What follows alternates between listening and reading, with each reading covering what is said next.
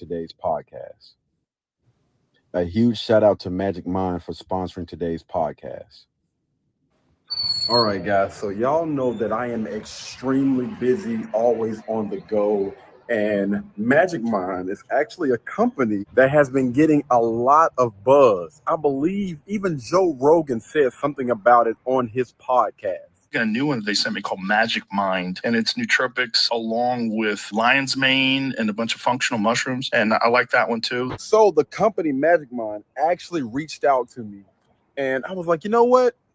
Let's check them out. So I looked at a few of the reviews and everything online. My first day on Magic Mind, I definitely noticed a big difference right off the bat. I noticed all the way throughout the day feeling much sharper, clear in the head, and ready to rock. That's probably the most valuable thing. You know, as a knowledge worker, as someone who's working in front of the computer all day, you need that time where you're focused. And Magic Mind is a thing that really seemed to work for me.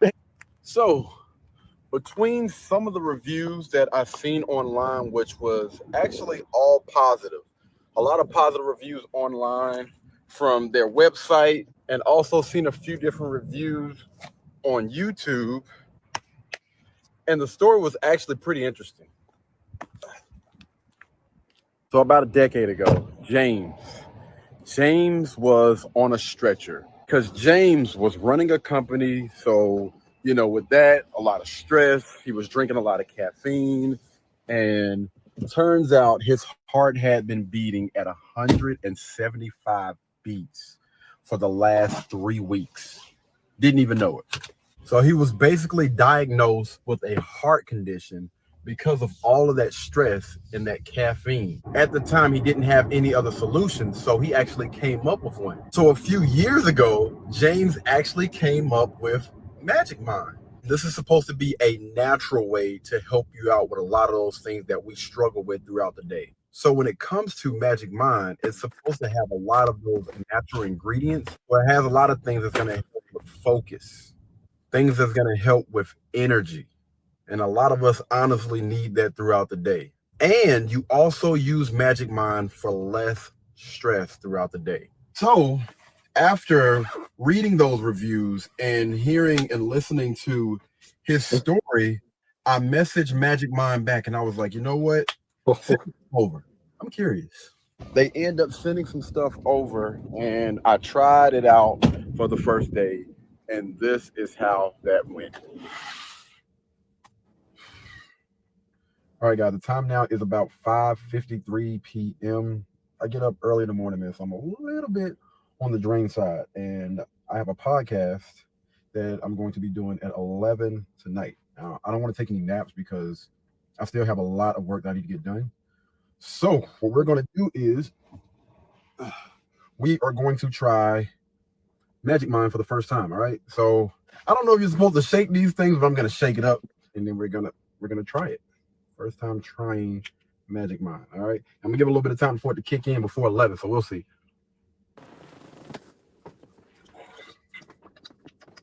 Whoo,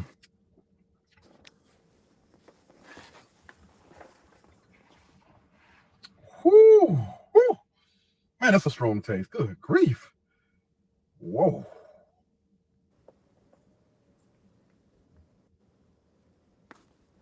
Okay. All right. To be honest with you, it was strong like while I was tasting, but I believe that's something that I can probably get used to. I believe that's something I can actually get used to. Man, I don't know if, it was the taste or what, but I do feel a lot more alert. And I'm telling you, that thing will wake you up. The taste, it will wake you up.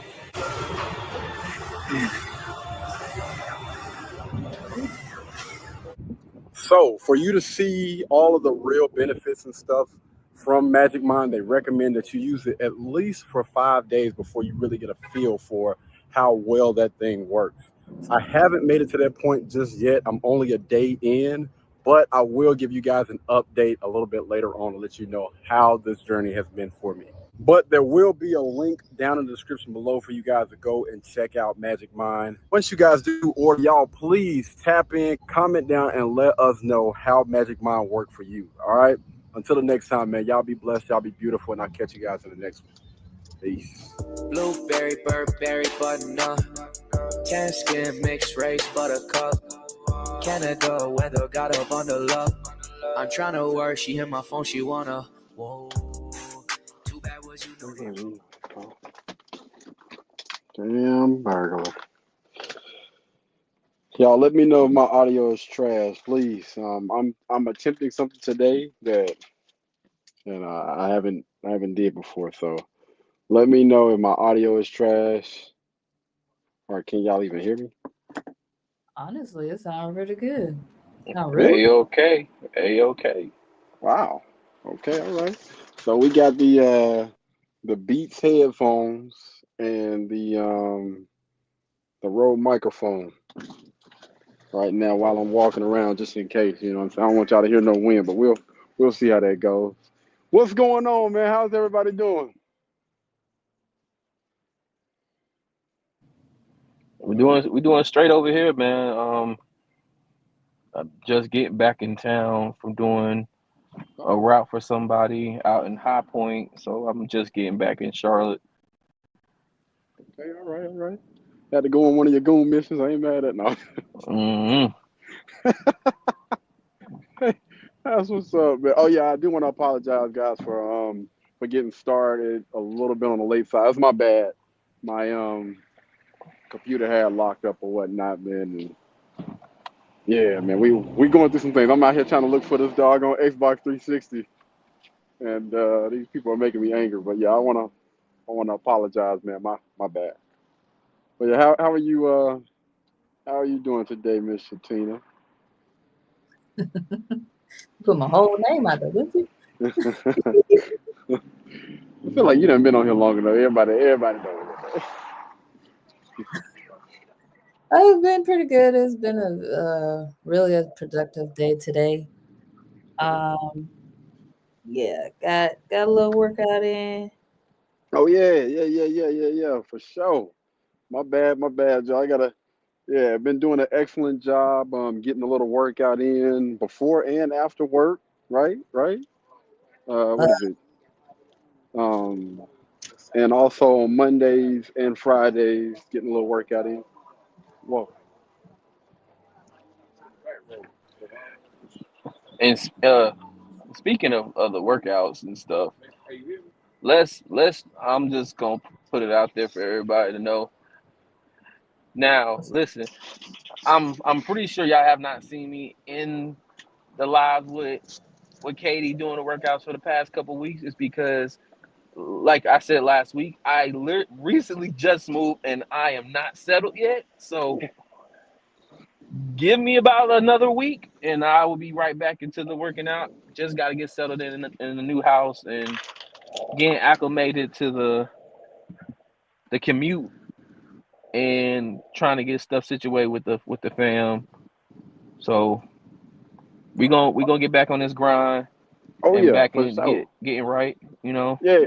They ain't gonna they better not give you no hard time, man. Definitely give you grace, man. Again, you just arguably probably one of the biggest moves, you know what I'm saying, for anybody to be able to sell a home and be in a new home, man. So yeah, definitely congratulations, man. And make sure you do get settled in before you start start trying to add or put more on your plate. So definitely understand that, man. You know what I'm saying? And I already know. I know your work ethic, dog. I already know how it is, man. Soon as you get everything situated, be back, locked in, fully loaded, and ready to go. Just in time for for the after holiday. That turkey. Got that turkey next week. That turkey bowl. Don't remind me, man. I already said I was gonna throw down, but hey, man.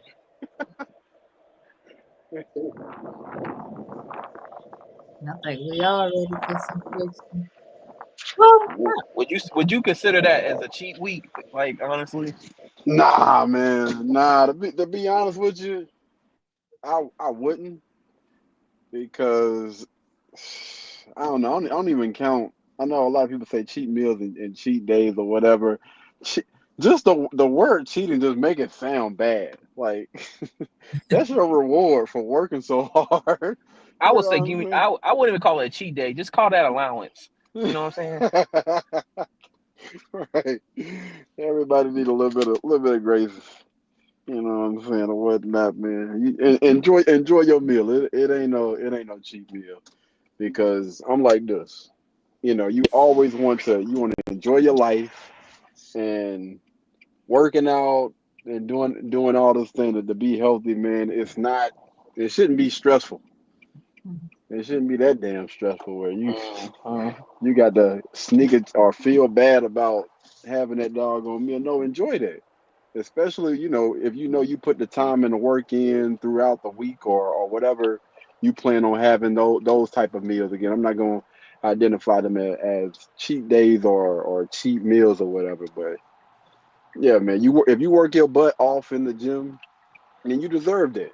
You deserve all of them doggone calories. Now make sure you work them off, but you make sure you go hard when it's time to go hard. But yeah, man, enjoy all meals. Hey, I'm gonna say this though before we hop into everything, man. Me and the wife was watching this guy on YouTube. His name it's AD something, and he did this. It was a challenge called the I Can Challenge. Oh yeah, familiar Mhm. with it, Big Jaw. Yes, sir. Yeah, Big Job, one of my favorite YouTubers to watch. Yeah. Great comedian, man.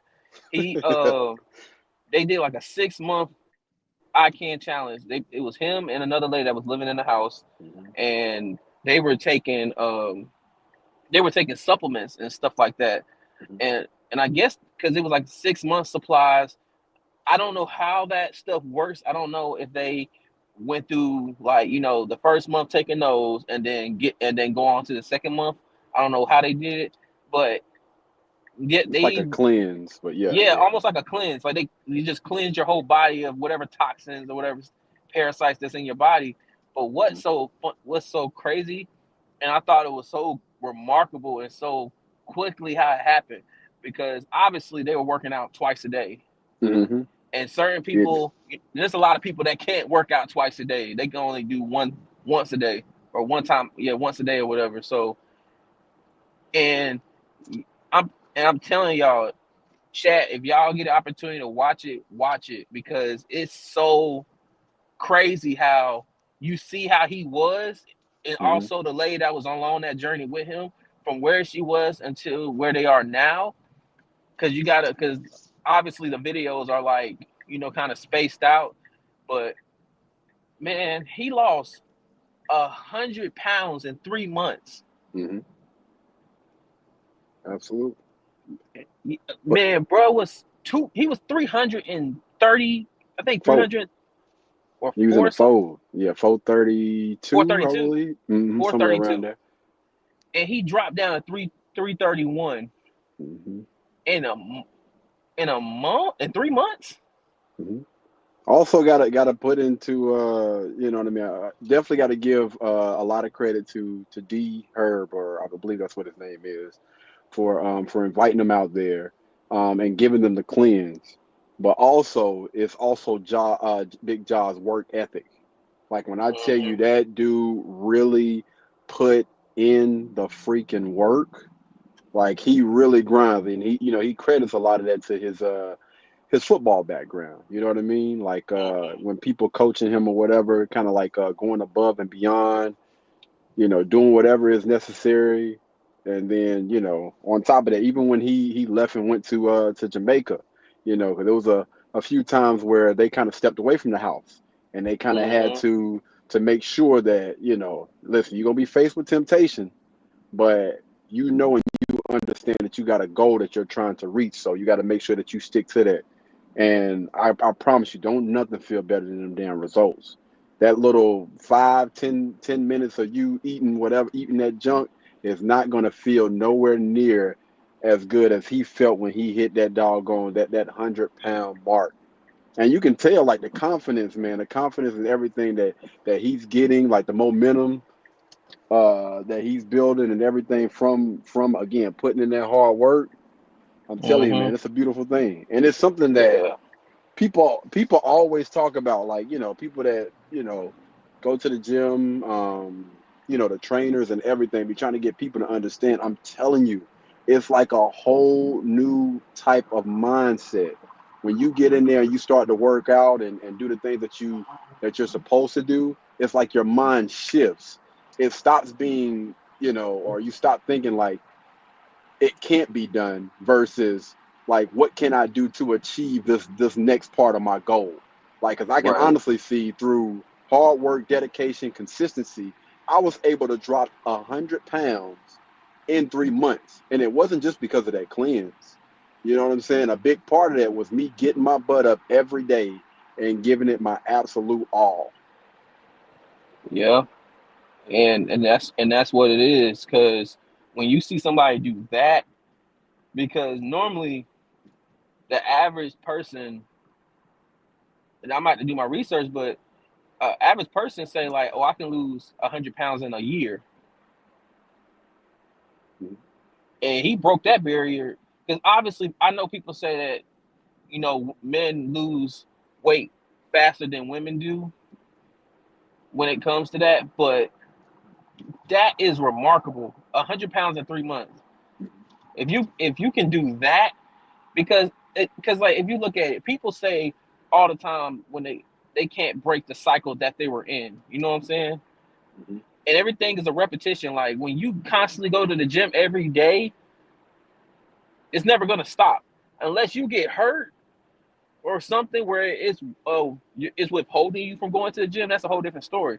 But just how you wake up every single day at 5 o'clock or whatever time you get up to go to work, it's the same thing you can do when it comes to your workouts. Same thing when it comes to your eating habits, because just how a person can stop, just like how a person say, I don't want to eat a salad or I want to eat a chicken sandwich, just how you can stop eating a chicken sandwich, you can eat a salad too. It don't really matter. You just gotta think about what's more important, your health or of trying to stay alive, or you trying to satisfy that crave that your body desires. For a short period of time. Exactly. Yeah, definitely, man. If y'all ever get the chance, I'm actually glad that you brought that up, man. Yeah, hey, congratulations. I know Big Job probably ain't gonna hear this, but yeah, definitely congratulations to him and Onika as well, because Onika is definitely working her butt off as well, man. Definitely got to give some a little shout out to her or whatnot, because she Mhm. definitely doing both of them, man. One thing that I will honestly say also about both of them, what I'm saying, definitely Big Job and her, is the mindset. Like, not just working hard, but also always remaining positive, man. Always smiling, always laughing. I think that's actually a huge contributing factor to that as well. Like, people just want to be around you more when you're, a little bit more on the positive side versus those dark and gloomy people. You know what I'm saying? That Right. stuff is contagious, man. When you working out, you know what I'm saying? When you working out, you working out with somebody goofy. Well, now sometimes you be hurting so bad you don't want to laugh, but it's good to have people like that like around you though. That's just happy, man. Happy and excited about life. Ain't nothing wrong with it. Absolutely. But yeah, I'm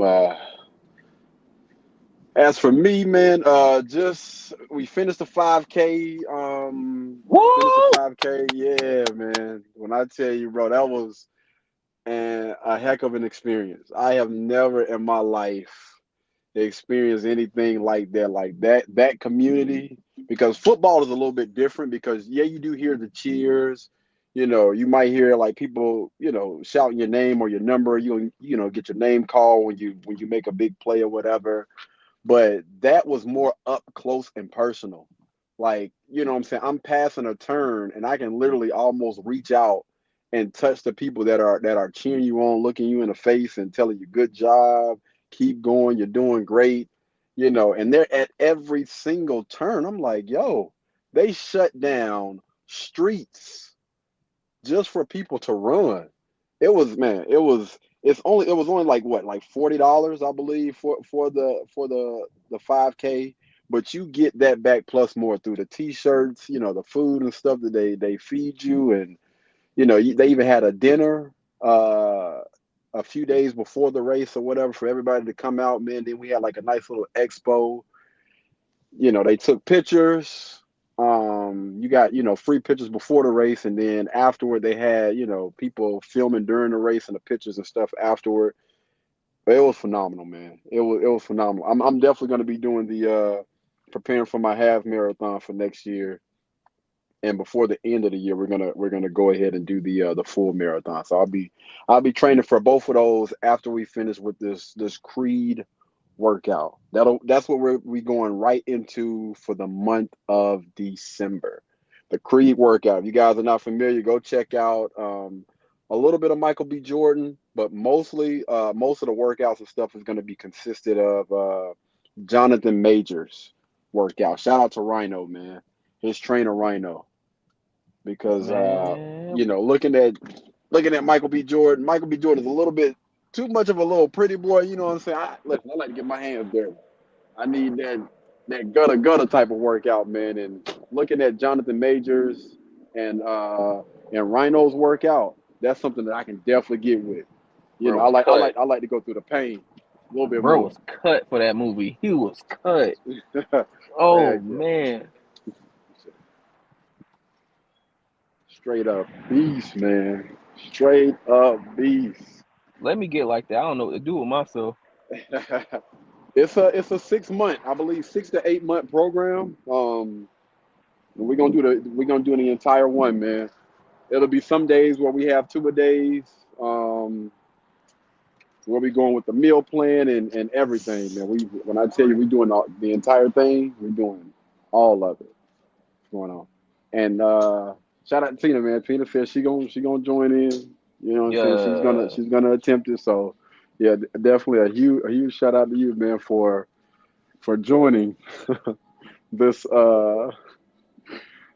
I mean, we can just call it what it is. This it's gonna be torture. I promise you, it is. Yeah. This Send me go. send me the send me the info for it, man. I look at it, man, because like I told my lady, I said once we get about 60 to 70% settled, then I told her I want to start me getting back on track the start of December, the first week of December, and go from there and see where it goes. Cause man, I'm trying to tell you, I'm on a grind, and I'm trying to get this thing going, man. That's what's up, man. Again, man, you always got a community of people that definitely got your back whenever you ready to get it in. You already know we're gonna be at the same gym every time, every day. I get the 5 a.m. and then after that we'll get the afternoon workout or whatnot. So But how yes, you sir. we would talk about that off the pod, hey, after the pod. Yeah, yeah. So Let's go. we'll talk about it after the pod. Cool, cool, cool. All right, my bad, Tina. I know. Did you get a chance to well, you did get a chance to say what you were up to. So guys, we actually have a few different topics to talk about today, man. We're gonna run through a few of them, man. Glad to see everybody's or hear everybody's doing well. You know what I mean? And we're gonna go ahead and dive into this thing. Anybody got anything else before we get started? Anything? Nope. Go, go, go. All right, so we'll go ahead and jump right into Cat Williams, man. Cat Williams, part two. I want to say Shannon kind of hinted at it. He didn't really confirm, but he asked Nightcap. He was like, "Yo, how would y'all feel about a part two for that Cat Williams interview?" Because Cat Williams basically said, "Listen, I could have dropped. I could have said a whole bunch more, but I didn't. I just threw some little jabs or whatnot. But I'm really holding on to like the other information or whatever. So how do y'all feel? Do y'all feel like y'all want to hear a part two, or what are y'all thoughts on that? Tina, you can go first. Um, I mean, it'll be entertaining. I don't think it'll draw that much attention like the first one did because um people is going to expect more. It seems like when it comes to expectations, even though you got to be realistic, but most of the times when it comes to expectations, they tend to be a bit high. Um, and then off because of how, like I said, like how the popularity and how things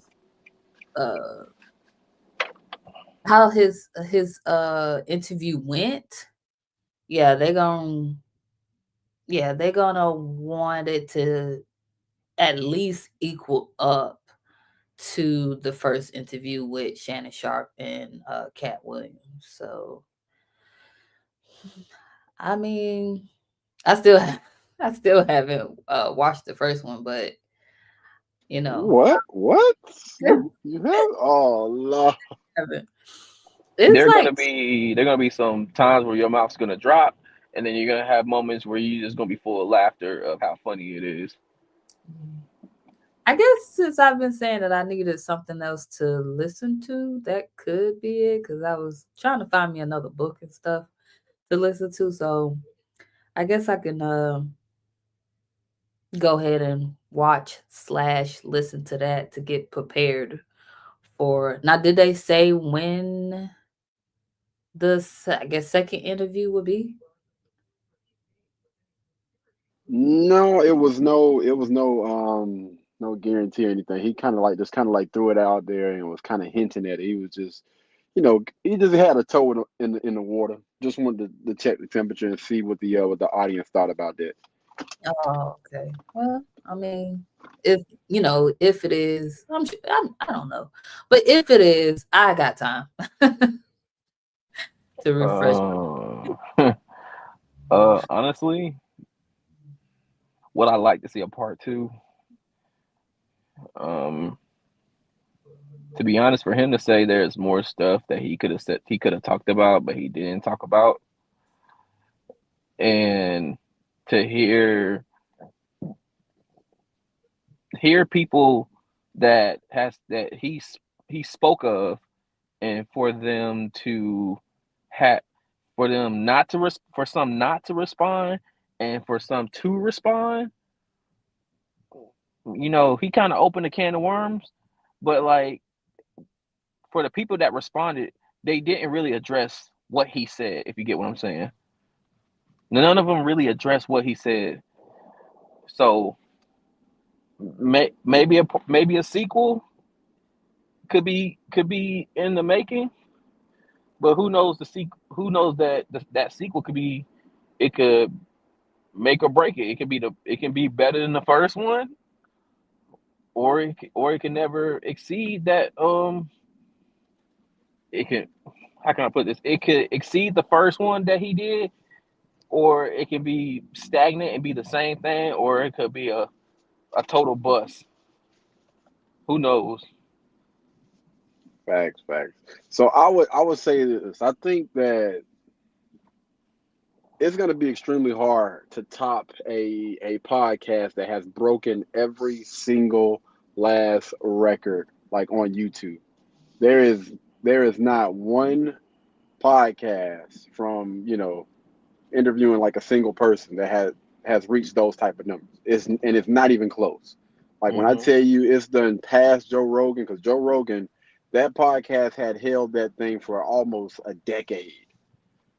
And this was out of nowhere. Nobody was expecting it. And so, everything was going. Like it was at the beginning of the year, wasn't nobody expecting it. And when I tell you that thing, it really echoed for a while. It put a lot of people on notice. I'm not gonna say it ended anybody's career, but it had a lot of people like up under a microscope, people like questioning, like, were you a part of this? You know what I'm saying? Like how y'all booty holes doing, man? Like what's going but had a lot of people kind of questioning a lot of big artists like Kevin Hart, Steve Harvey, Ricky Smiley, Cedric the Entertainer, You a might as well lot say of the those kings of guys. comedy. The kings of comedy. You might as well put hmm that whole bracket on DL, there. yeah, DL Hughley. Even though he didn't really go in on DL like that, it was more so, Steve Harvey, because he was saying something about Steve Harvey pretty much stole or was trying to steal Bernie Mac's role in Ocean 7 or something like that. Charlie's Angels. Was it? No, I don't think it was Charlie's Angels, was it? He played Bosley. He played Bosley in Charlie's Angels. What was Ocean's 11? I thought, it was, but anyway, it was a role that it seemed like or allegedly Steve Harvey was trying to take from Bernie Mac or whatever. It was like some behind the back type of stuff. And then with Cedric, it was supposed to be like a joke that Cedric had allegedly stole or whatever. And people, again, going back and checking the receipts, they're like, "Yo, something ain't making sense. Like y'all need to speak up. Y'all need to say something." And honestly, anytime somebody said anything, I don't think anybody ever came out and said that he basically lied. It was like, I can see why he would say, that's his joke because this, that, and the third. Like, bro, tell me you stole something without telling me you just stole something. But I think in order for them to be able to top it, I think this is the way that Shannon team should set it up. It should be done around like I would probably drop it on the anniversary of the first clip. First and foremost, like that's really gonna set the tone. Like, oh heck, here we go, and just drop it out of nowhere. Don't you know what I'm saying, hint at it or anything like that. Like, just drop the podcast, and you just got to walk away from that mug. Don't say nothing, just walk away. Cat Williams part 2, and Cat Williams have to deliver. Like, he got it. It can't be the same as that. Like, he got to come with a lot more heat than what he came the first time, and also mention some new names. Like, you start adding and bringing new people to the party, man. Listen, because like he said, man, he said, what did he say? These big D deviants or whatever he said is gonna catch heck in 2024. And look at what the heck has happened throughout the entire 2024. Everybody, so many people have gotten canceled. So many people done got locked up and everything. Like, yo, bro, what is this dude? Are you a comedian or a prophet, brother? What's going on? Like, he spoke about it, and again, man, you gonna have to really come with some really hot fire if you really want to not just equal but exceed that last podcast that y'all had. And then it was long. That thing was almost 3 hours long, and it was full of nothing. But he just got to let Cat go. Like, don't say nothing. Like, don't say too much of nothing. Just ask him a question and just what I'm saying. Just let him rant. Like, the stars gonna have to align in order for you to be able to at least respect that second interview. Because a lot of people they still kind of like anticipating it because he kind of hinted at it, right? I wouldn't have said nothing. I would not have said anything. I would have just dropped that mug.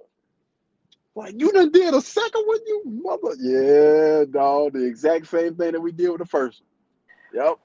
And I wouldn't even make it as in like, because normally he will post about like he'll make a little comment or make a little post on his social media or YouTube saying that because he normally drops a podcast like either Monday or Wednesday of whatever guest that he has. Yep. He don't need to drop. He don't need to do that. Don't announce what you're gonna do or anything. Just drop it. Yep. Whether y'all do the podcast early, I won't make it a live podcast. I won't even make it live. I would just post it. Just put it out there immediately. Yep. And I'm gonna tell you what even kind of like draw people in more, because people are so used to him dropping ever so often. I might even let that thing sizzle for about a week. Like, Shannon, like, what's going on? Like, are you just stop posting content out of the blue, and then right when they think all hope is lost, bam, got him. Like, oh man. And it got to be a long interview. You got to get the people what they want. They don't want nothing short. Anything an hour and a half, that ain't worth it, man. So you want to go 3 hours again, or? Yeah, it got to be at least 2.5 to 3 hours, at least, and let him get it all out. Let him get it. Don't stop it. Do not stop that mug. I say a max of maybe 3:15, 3:30. Because Cat Williams is an intelligent guy. Huh? Did you hear what he did? Because his maybe I think it was his last guest that he had. Because people can, because like people can have whatever they want to say about Cat Williams, but because even one of the ladies that were guest on Shannon's podcast, she literally said to everybody, like, when my dad passed away, like, Cat Williams literally gave me money for my dad's funeral. Like, yeah, they do it all the time, man. When I tell you, it's so many people in the industry that have said that he's done stuff and don't say ish about it. Like, he just comes out of nowhere. Hey, don't tell nobody that I gave you this money or whatever. Hey, this is just for you. Like, what you mean? Like, do I got to pay you back? No. Just drop the money and just walk off. He walks off afterward. He's not looking for a thank you or anything. You don't find people like that ever, man. Ever. That's just so freaking generous. yeah, that's awesome. Like, no hesitation. Like she At said, all. she said she said something about it. He said okay, and he just came back with a stack of money and just gave it to her. He said, "Hey, here's this for this." When Boosie had got out of jail, man, Boosie said, "Listen, man, when I got out, man, I was down bad. I was down bad."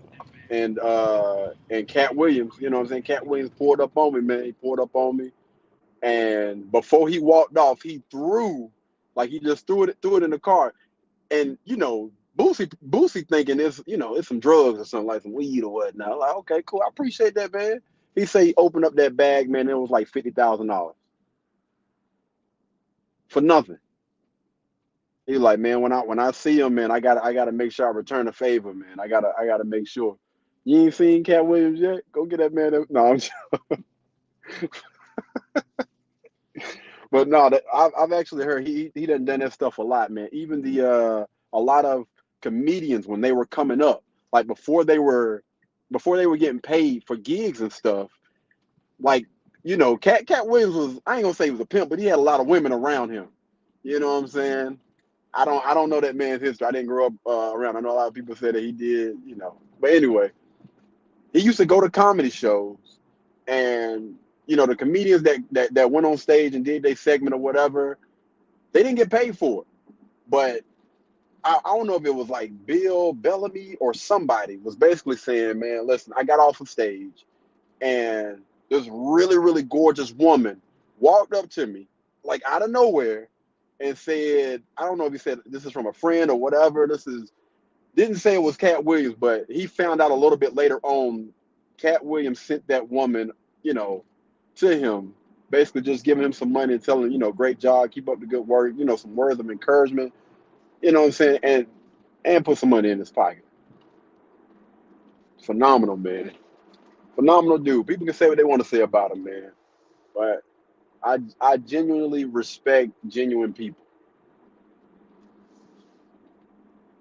And I believe that he's getting everything now that he honestly deserves. Because Cat Williams actually just in GQ magazine for I want to say it was like top 15 man of the year or something like that. He was in the Man of the Year magazine. Did y'all get a chance to see that?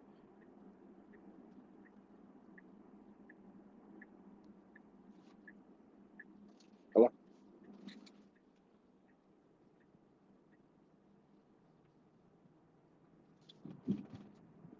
Hello? Okay.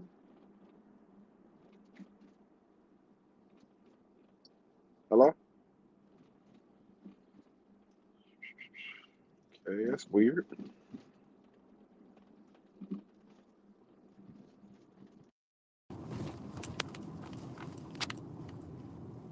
Hello?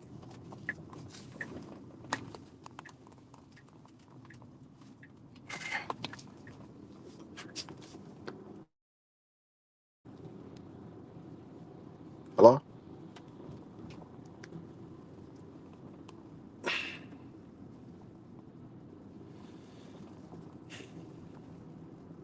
What the hell is going on?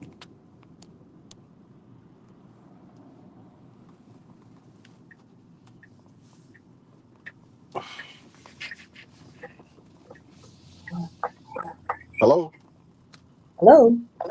Yeah, what happened? I stepped away for a moment. Oh, Oh, my bad, y'all. Y'all gotta let me know something because Kobe just went out too. Oh, he's back in, but I don't know if he's stepped away for a second too. All right, I'll tell you. Just go ahead and run one of the clips real quick. Just you have one. Anyone on it? Don't matter. All right. Let's do this one, I guess. Wait, what just happened?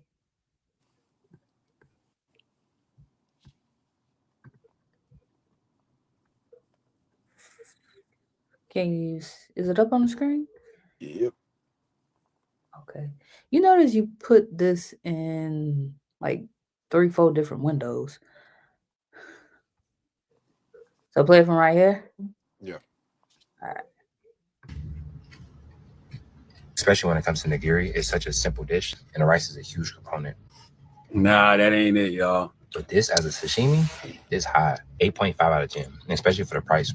I would come just for that by itself. This is a bluefin tuna gunkin. Please forgive me if I pronounce it wrong. Quality-wise, I feel like this is somewhere in between like Miami and Japan. It's not as fresh as Japan, but it's a little fresher than Miami, if that makes any sense. Because I feel like Miami had really good sushi. For me, this is an 8 out of 10. Overall, this absolutely is a place that I would come back to. And I can see if you love sushi and you don't have a shellfish allergy, this is heaven. You want over $15, you walk out with 12 pieces, and you can have crab and shrimp and walk out with all kind of stuff. And it seems like it's a very popular spot because as we speak, the line is out the door. And as always, I pray and hope after this, they continue to reach their target audience. God bless you. Have an amazing day. I'll be safe. Very much Seattle. Okay, so that's exactly what it is. Okay, so we got with us today. Ingrid from Seattle. All right, you can stop it. All right. All right, guys. So that was Keith Lee. He went to this the sushi spot, and I want to say I think the restaurant has since then closed down, unfortunately, because people basically said that the sushi was moving. So if you go back in the clip, I think it was somewhere around when I told you the first started. I want to say a lot of people saying that it was a parasite that was on the sushi. Can you bring that clip up real quick and just kind of go back? It was, I ain't gonna lie, like they tried to make it seem like the way that he was holding the chopsticks, that's the reason why it looked like the sushi was moving itself. But no, heck no. No, it was that sushi was definitely moving, man. I don't eat, I'm gonna be honest with you. I don't eat that mess. I don't eat that mess, man. I'm not eating nothing raw. Nah, man. Cook that ish, dog. Cook it. Damn it, shrimp, whatever. Hey, cook it. Don't even think about giving me anything that ain't been cooked, sauteed, and put some type of seasoning on that thing. Let it marinate or whatnot, then cook it. Oh, damn sushi, man. It's too much. It's too much stuff out here, man. What is that? That salmonella poisoning and everything, man. Nah, man, dog. Listen, that's what they invented the stove for. Cook that ish, brother. Government, hold on, maybe back somewhere around in there. It was right before that, I believe. I feel like it came up twice though. Yeah, go ahead. Let that thing rock right there. Right here? Yeah. He was going to work too, man. In my opinion, the rice is definitely overcooked. It's very gummy, but the salmon is fresh. It's not the freshest salmon I've ever had, but it's not bad. In my opinion, that's right in the middle. 5 out of 10. I put soy sauce on all of these too, by the way. This is spicy salmon belly with chili oil on top. Well, y'all be playing a Same dangerous thing. The game. salmon is fresh. The rice is overcooked. I do like the addition of chili oil. It goes a little bit higher for me. 6.5 out of 10. Yellowtail nigiri. They keep saying something about overcooked. That's way fresher, way snappier. The rice is still very overcooked, which is killing me in my opinion. If it wasn't for the rice, this would be very high. 6.5 out of 10. If the rice was cooked right, I feel like this would be like an 8 out of 10. If you ask me. Hamachi with salt and pepper. All right, I think it's next. Now get ready to pause. That's my favorite one. You can see the rice. See, you can see the texture of the rice.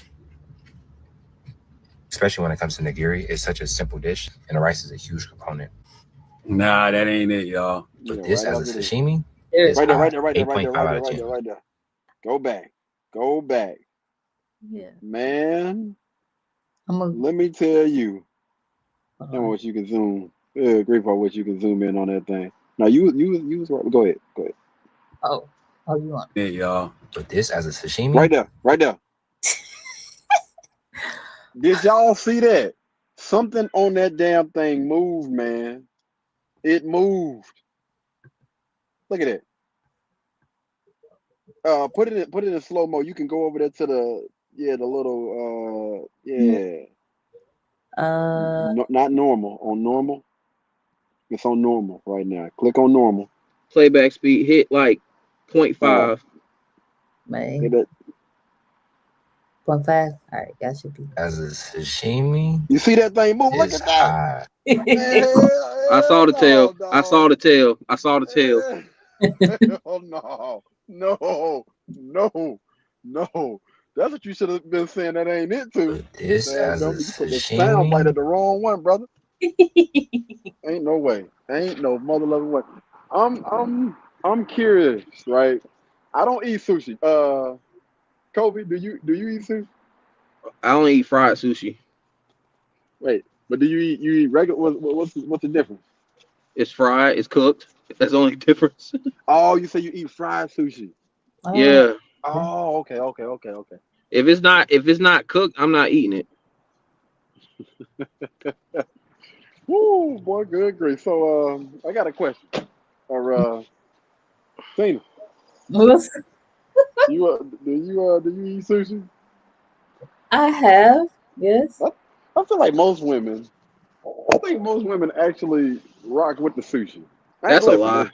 That's a lie. My wife don't eat sushi. Hey, just because that's only one person, brother. I said most. most most women that I done ran into love them some doggone sushi, boy, for real. They normally get hooked from, I think, what did they say? That tried dish is like a rice cake or something. Am I right? Uh, Is a rice cake like sushi? rice cake. Well, it depends, but I'm not familiar with it. My first was the California roll. And I It think might be. Is it the California roll I'm thinking about? It's one of them things. But anyway, that's how they get you right there. They get you and you get hooked after that. But anyway, I wanted to ask you. Is mhm. like do you check your sushi before you eat it? Like what's like how do y'all normally go about eating that raw stuff? I mean, yeah, you pay attention. Just like when you're looking for fresh food, veggie, fruits, and vegetables. So you ain't got to worry about them moving.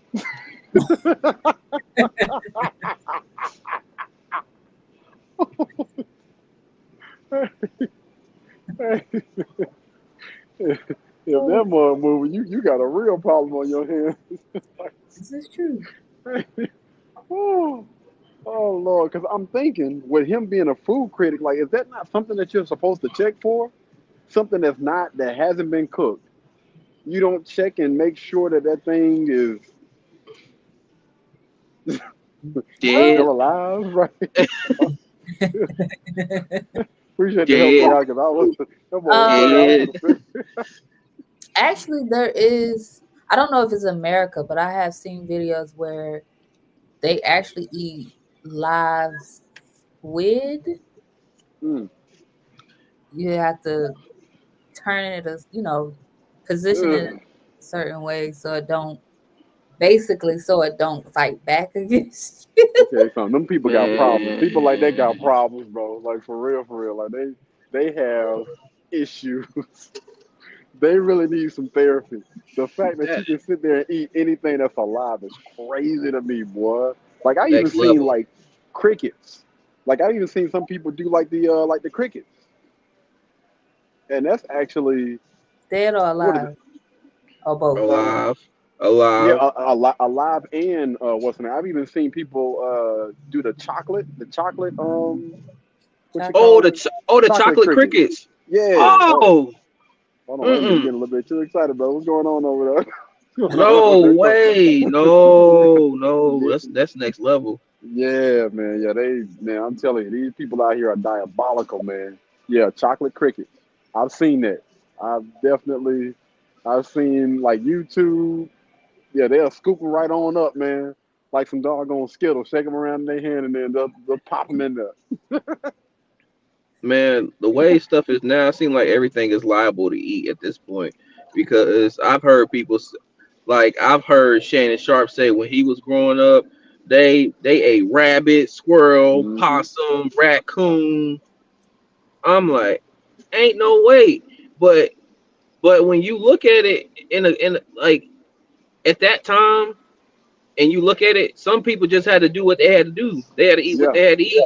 Hmm. But I guarantee people that were less fortunate that had to eat like that and found their route to become successful and be a celebrity or movie star or just be successful in any type of field, they will never eat that again.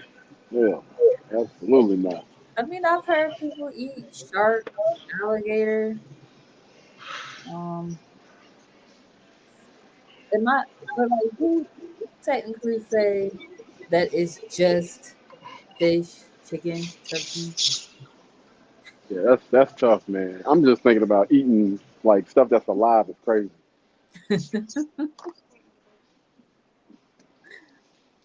Yeah, yeah. And, just when you thought you saw it all. Man, it's crazy out here. It's crazy. Y'all got to be careful, man. You got to be careful.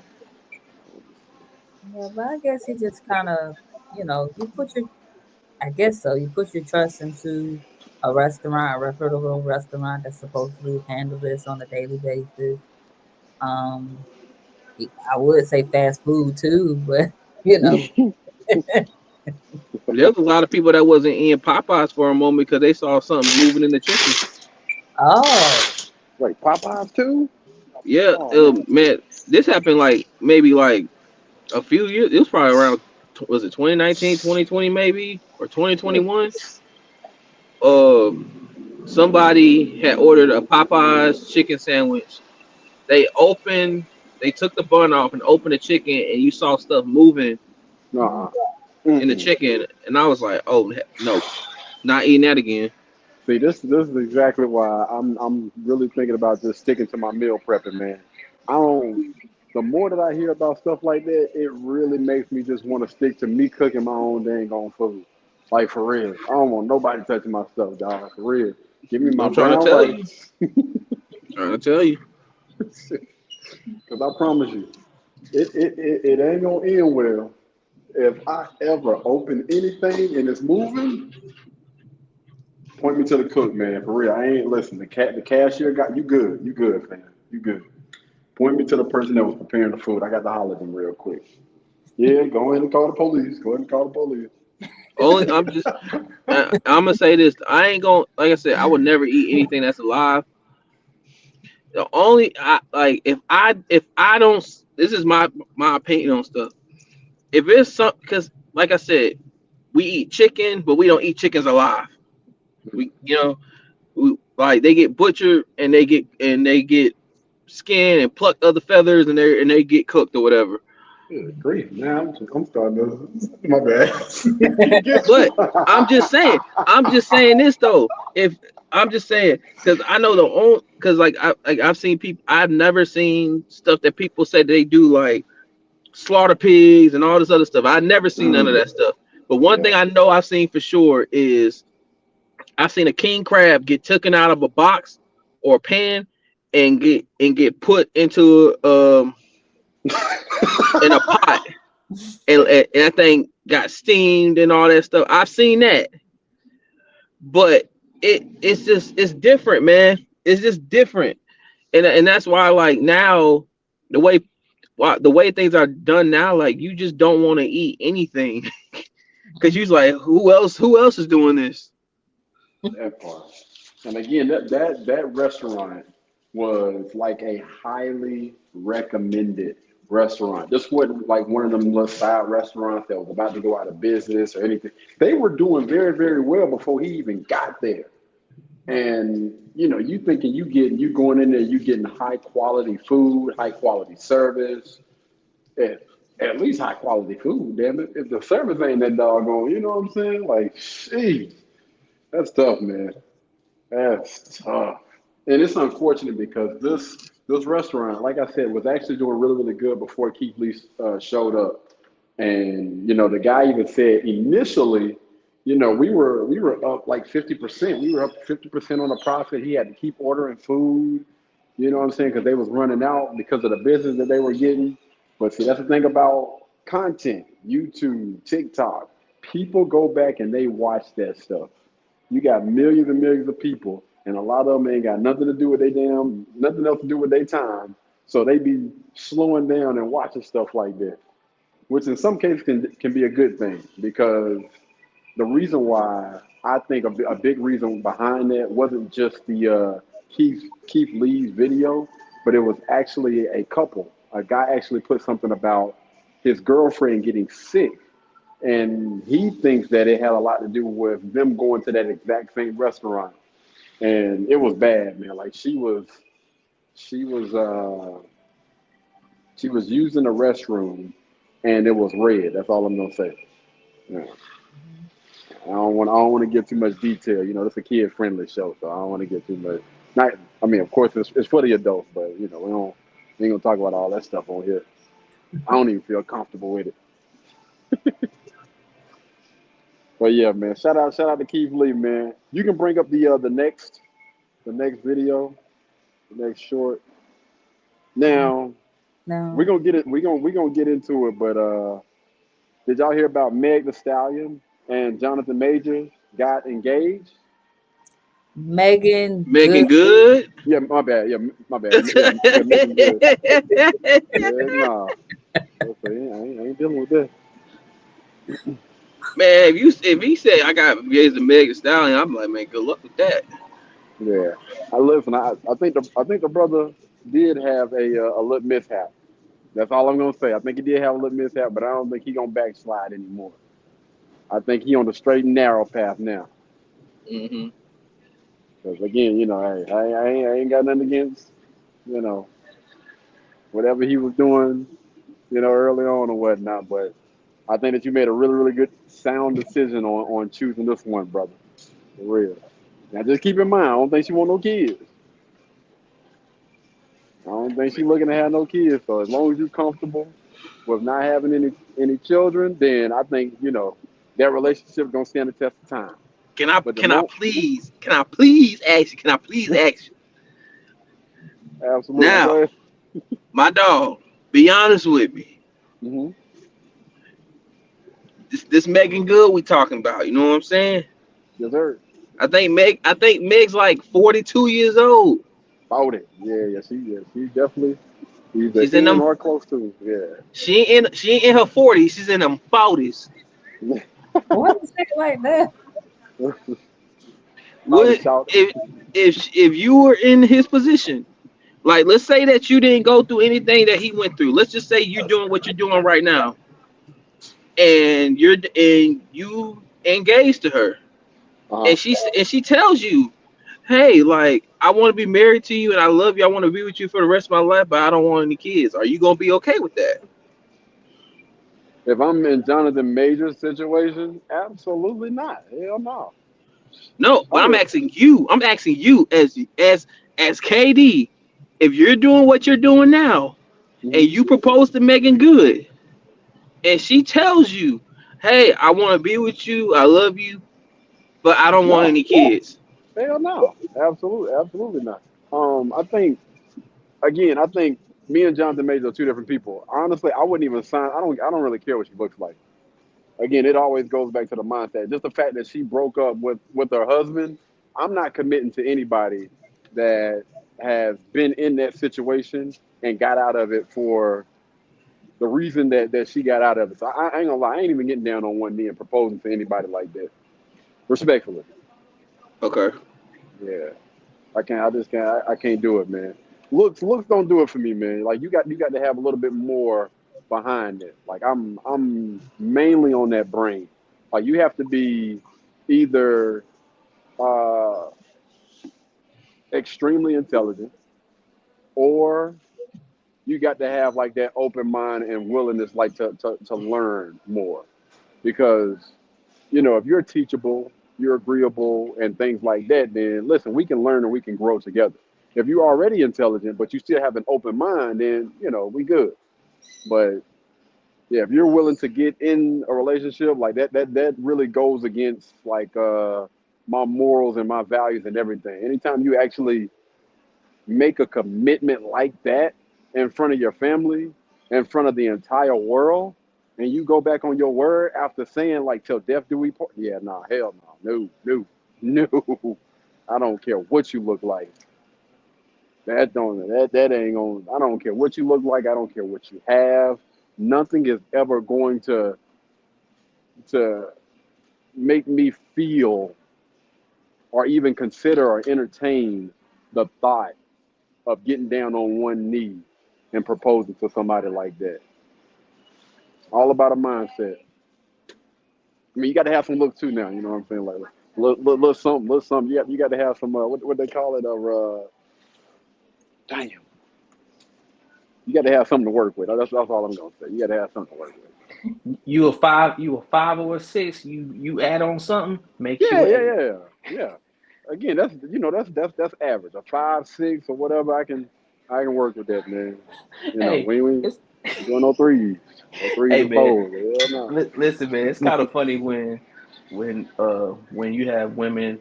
Well, I would doubt that you'll see a woman literally ask another man what would he rate her, but it'd be hilarious when they want to know, and you say like, well, you're about a 7, about 6 or 7, and they get so mad that you're not at 8. I'm like, well, that's above average. No answer is good enough. If it ain't a 10, no answer is good enough. And if you take too long to give that 10, they still gonna feel some type of way about it. Nah, see, you don't really rock with me like that. But yeah, nah, man. I think when I think about some of the best women in the world, man, like honestly, like when it comes to like a mindset type of thing, they always fall in the lines of being average to cute. Like those women, because it's a sense of humbleness that they have about themselves. That those pretty girls, they couldn't get it even if they tried to. All right, what makes a woman like like in look wise she's like a because like there's women out here that they're drop dead gorgeous.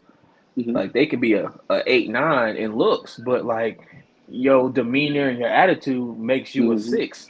Absolutely. So you're saying like everything like all together, like what would a average to cute girl Mm-hmm. kind of. Okay, so again, if we started from the feet, because as a average to cute girl, you can't have no ugly feet. Okay. Tina, is that Look, true? dun, dun, dun, dun, I don't want to pull them damn covers back. Dun, dun, dun, dun. Oh, damn! My mama just called. I gotta go. I gotta go. You all right? I gotta get the hell up out of here. Hell no! Fumbling over everything. Hell no! I don't want no claw marks on my legs at night. Right, that part. So yeah, start from the feet and then the body frame. Right. I think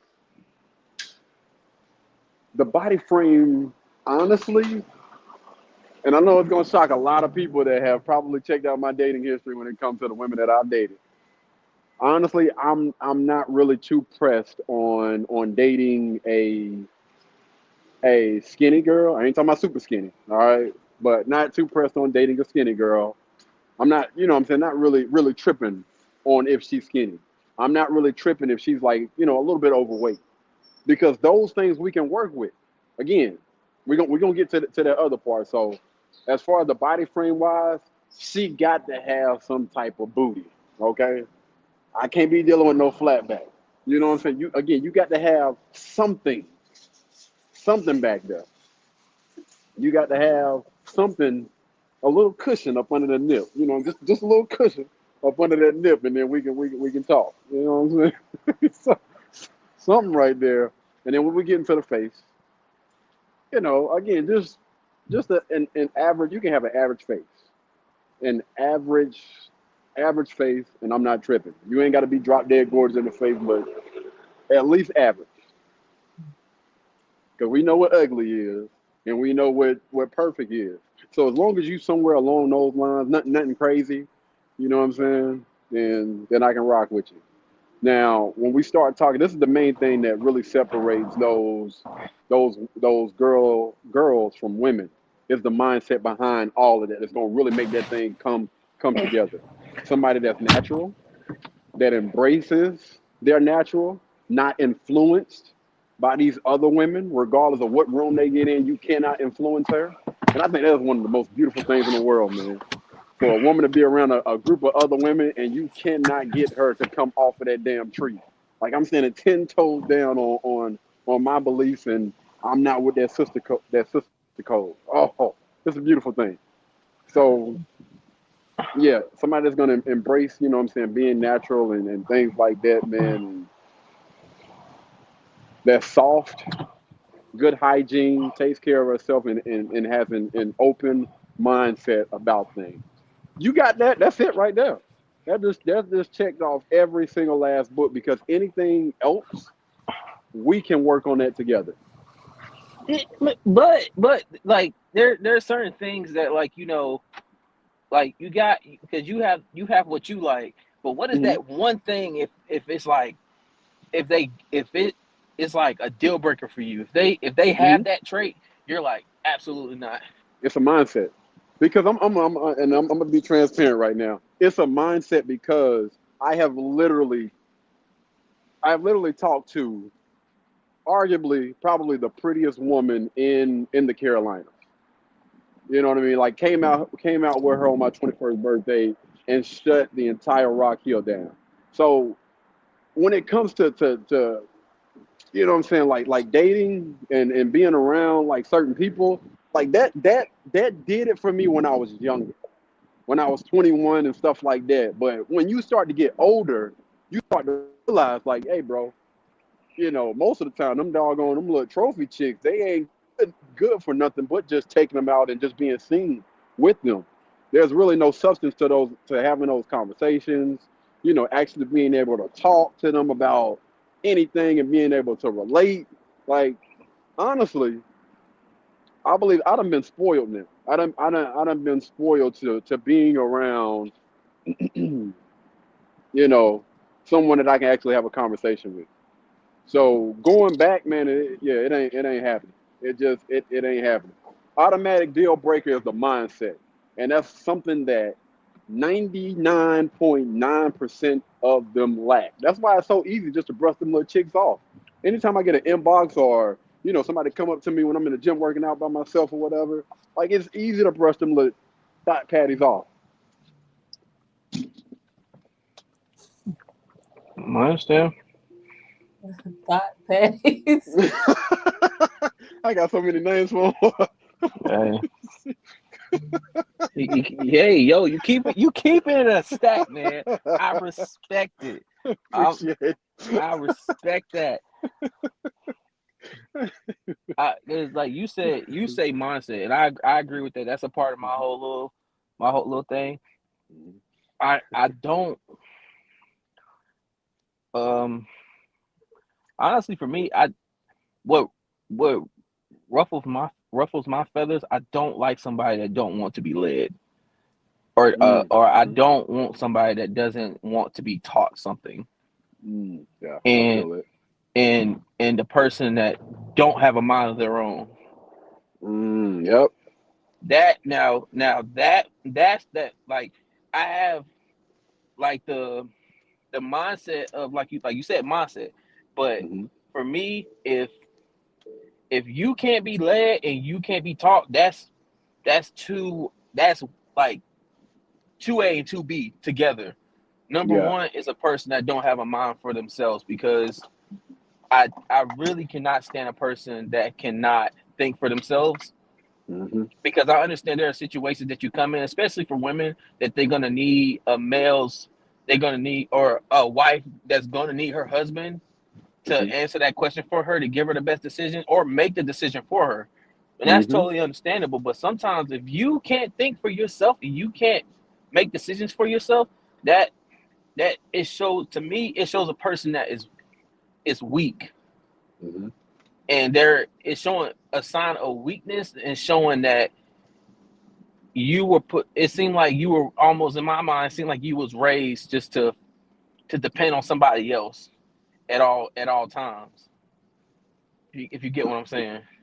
Yeah, and I would say it's crazy, but it's like a caveat to that as well, right?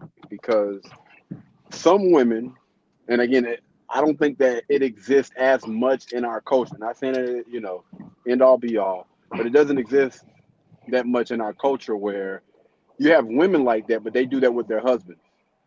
But what their husbands are supposed to do is, you know what I'm saying, kind of give them a little bit more guidance on how he wants her to be. You know what I mean? Like, listen, I want you to be able to take over, certain phone calls, certain business things and stuff. So I'm going to need for you to be a little bit more assertive or whatever. Hmm. And so it may require for her to, be a little bit, I'm going to say assertive. I'm not going to say masculine, but just be a little bit more assertive when it comes to business and making certain decisions.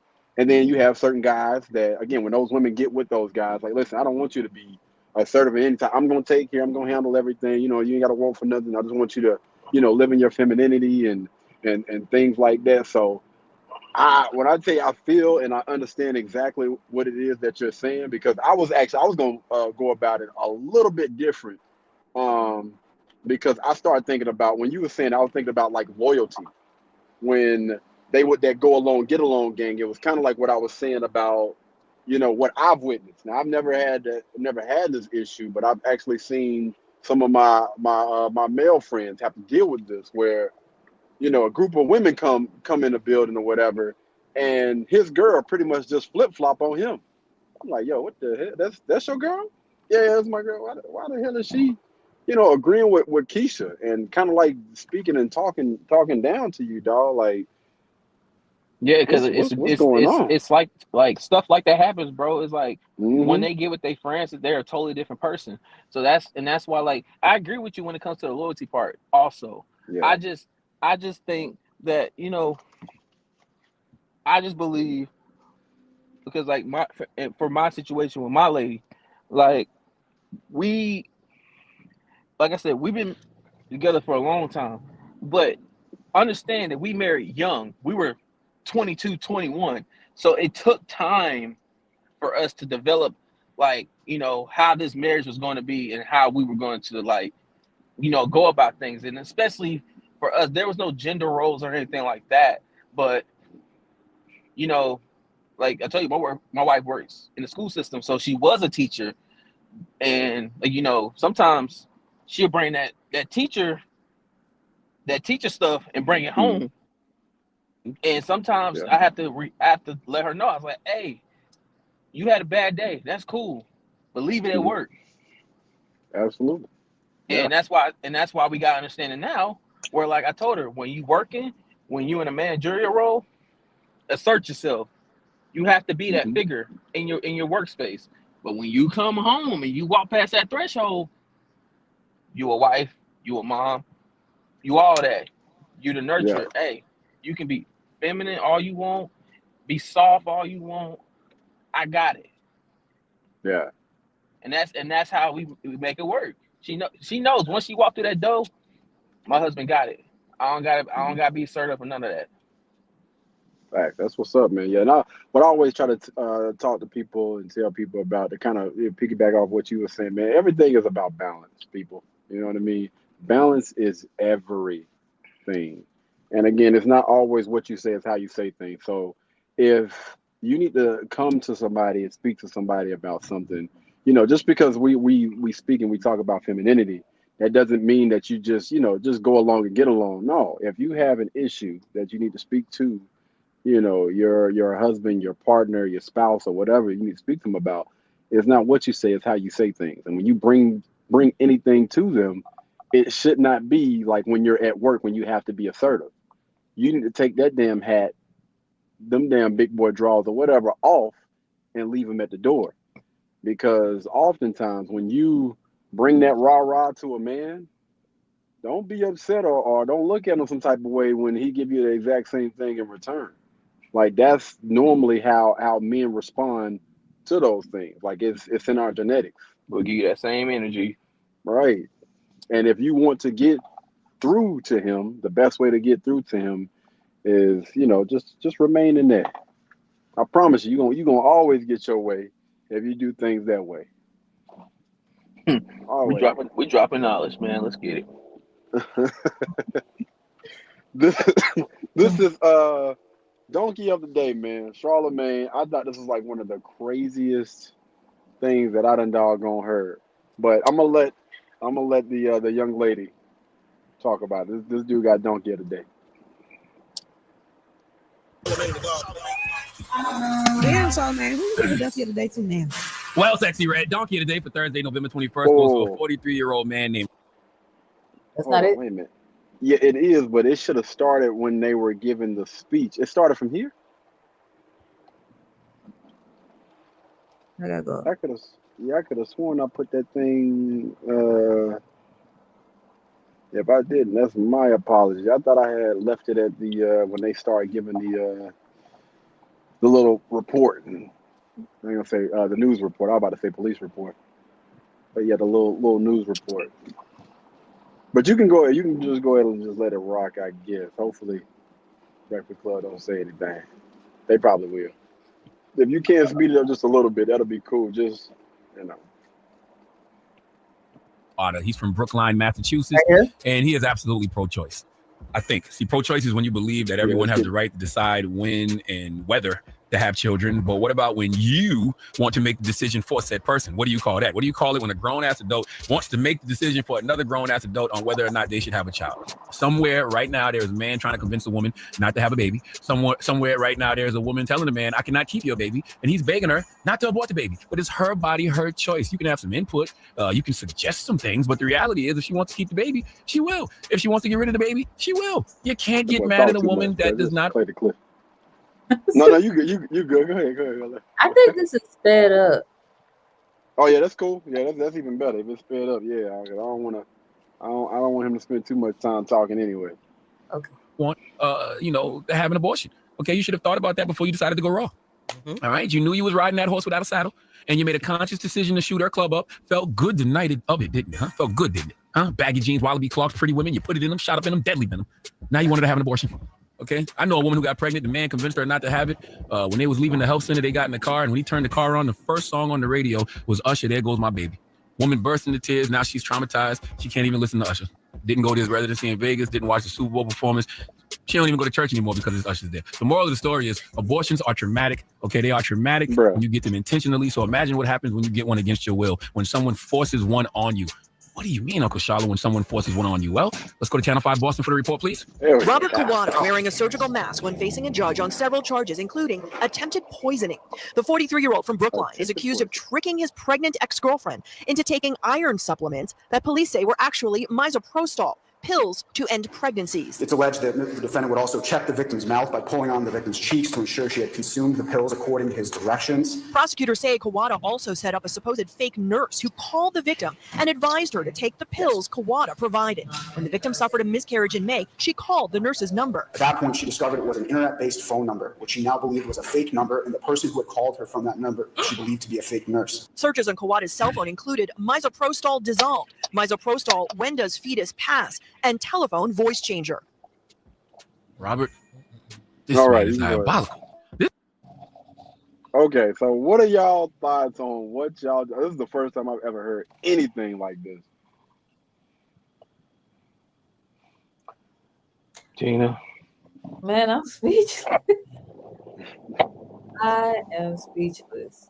I'm speechless.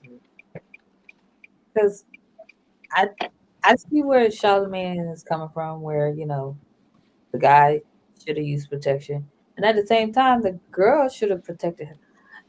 And then there's a lot missing. Like, did y'all talk about if y'all wanted to be pregnant? Like, how far along was she? Well, Charlemagne, just to be fair, Charlemagne was playing devil's advocate. If you listen to the rest of it, he's kind of playing, he was basically saying, like, to sum it all up, even though, again, because he'll give a long little spiel. But he was basically saying women have the right to get rid of the child. So what's wrong with this or whatever?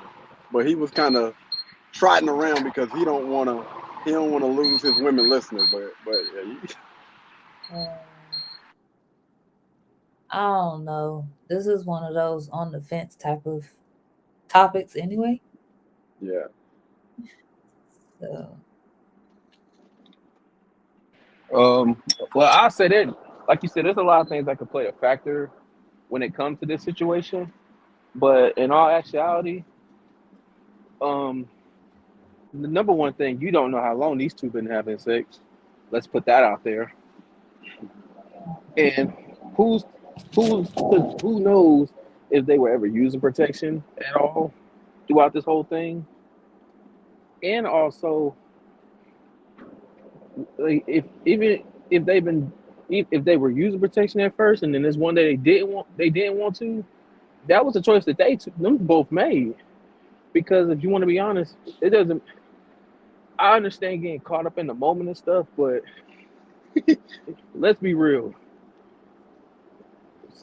Of course, it's gonna, to you it feels amazing without one, but I'm just saying, I know me. If you don't want to catch that issue, wrap it up, my friend. I'm just. I mean, it may not have been a bad decision. Like, he obviously knew he didn't want to be a father. I don't know if he really cared about the girl, didn't want to make her a single mother, because it says man chick's ex-girlfriend. So No, because I guess people are on the fence. Well, people obviously gonna say that he's wrong for doing that, and that's obvious because in their eyes he I don't know if he's been arrested or accused with attempted murder or a No, it was murder just on a. poisoning. No, it was just poisoning because it wouldn't be considered as that because technically it wasn't anything yet. If you catch my drift, but yeah, they can't Yeah.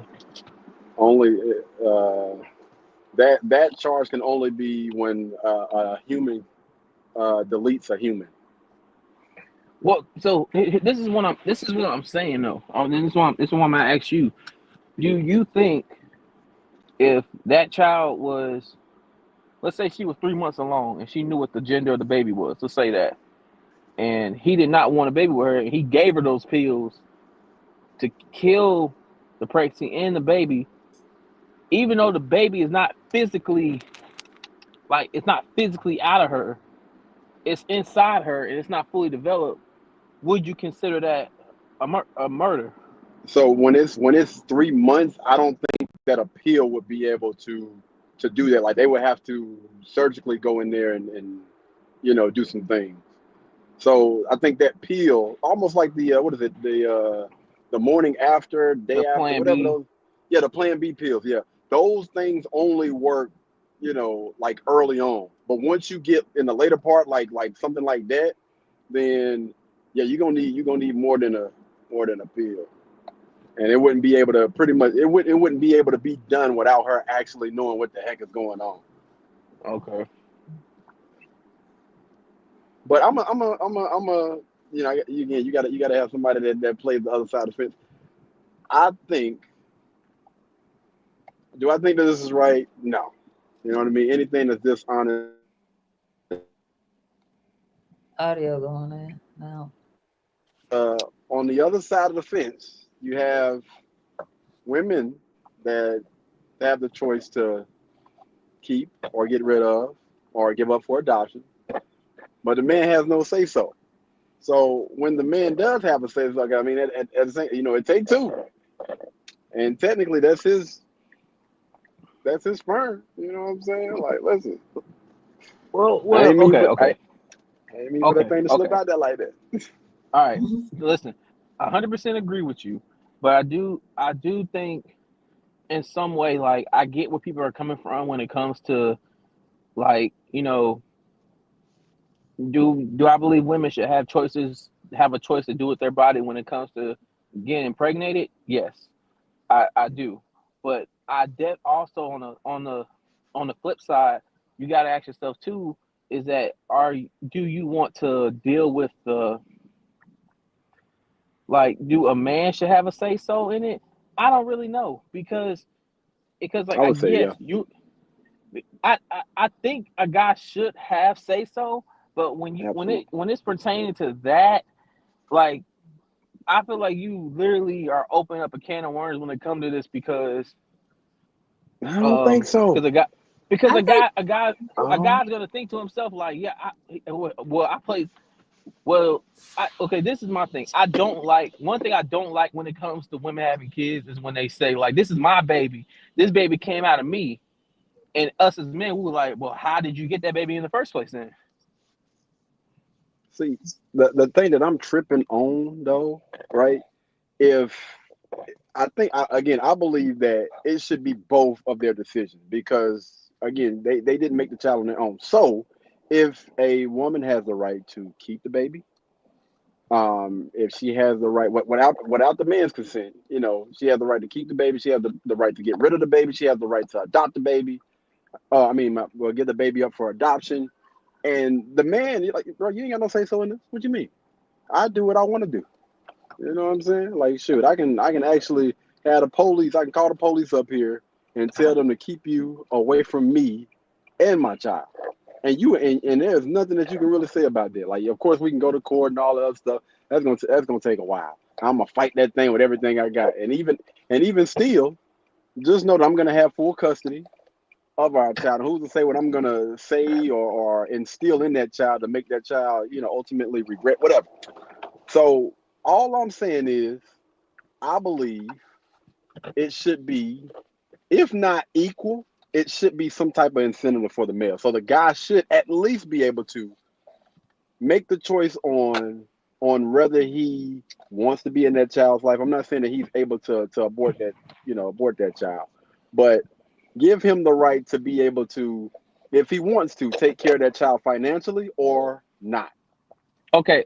So you trying to tell me now? No, I want to make sure I'm hearing this correctly.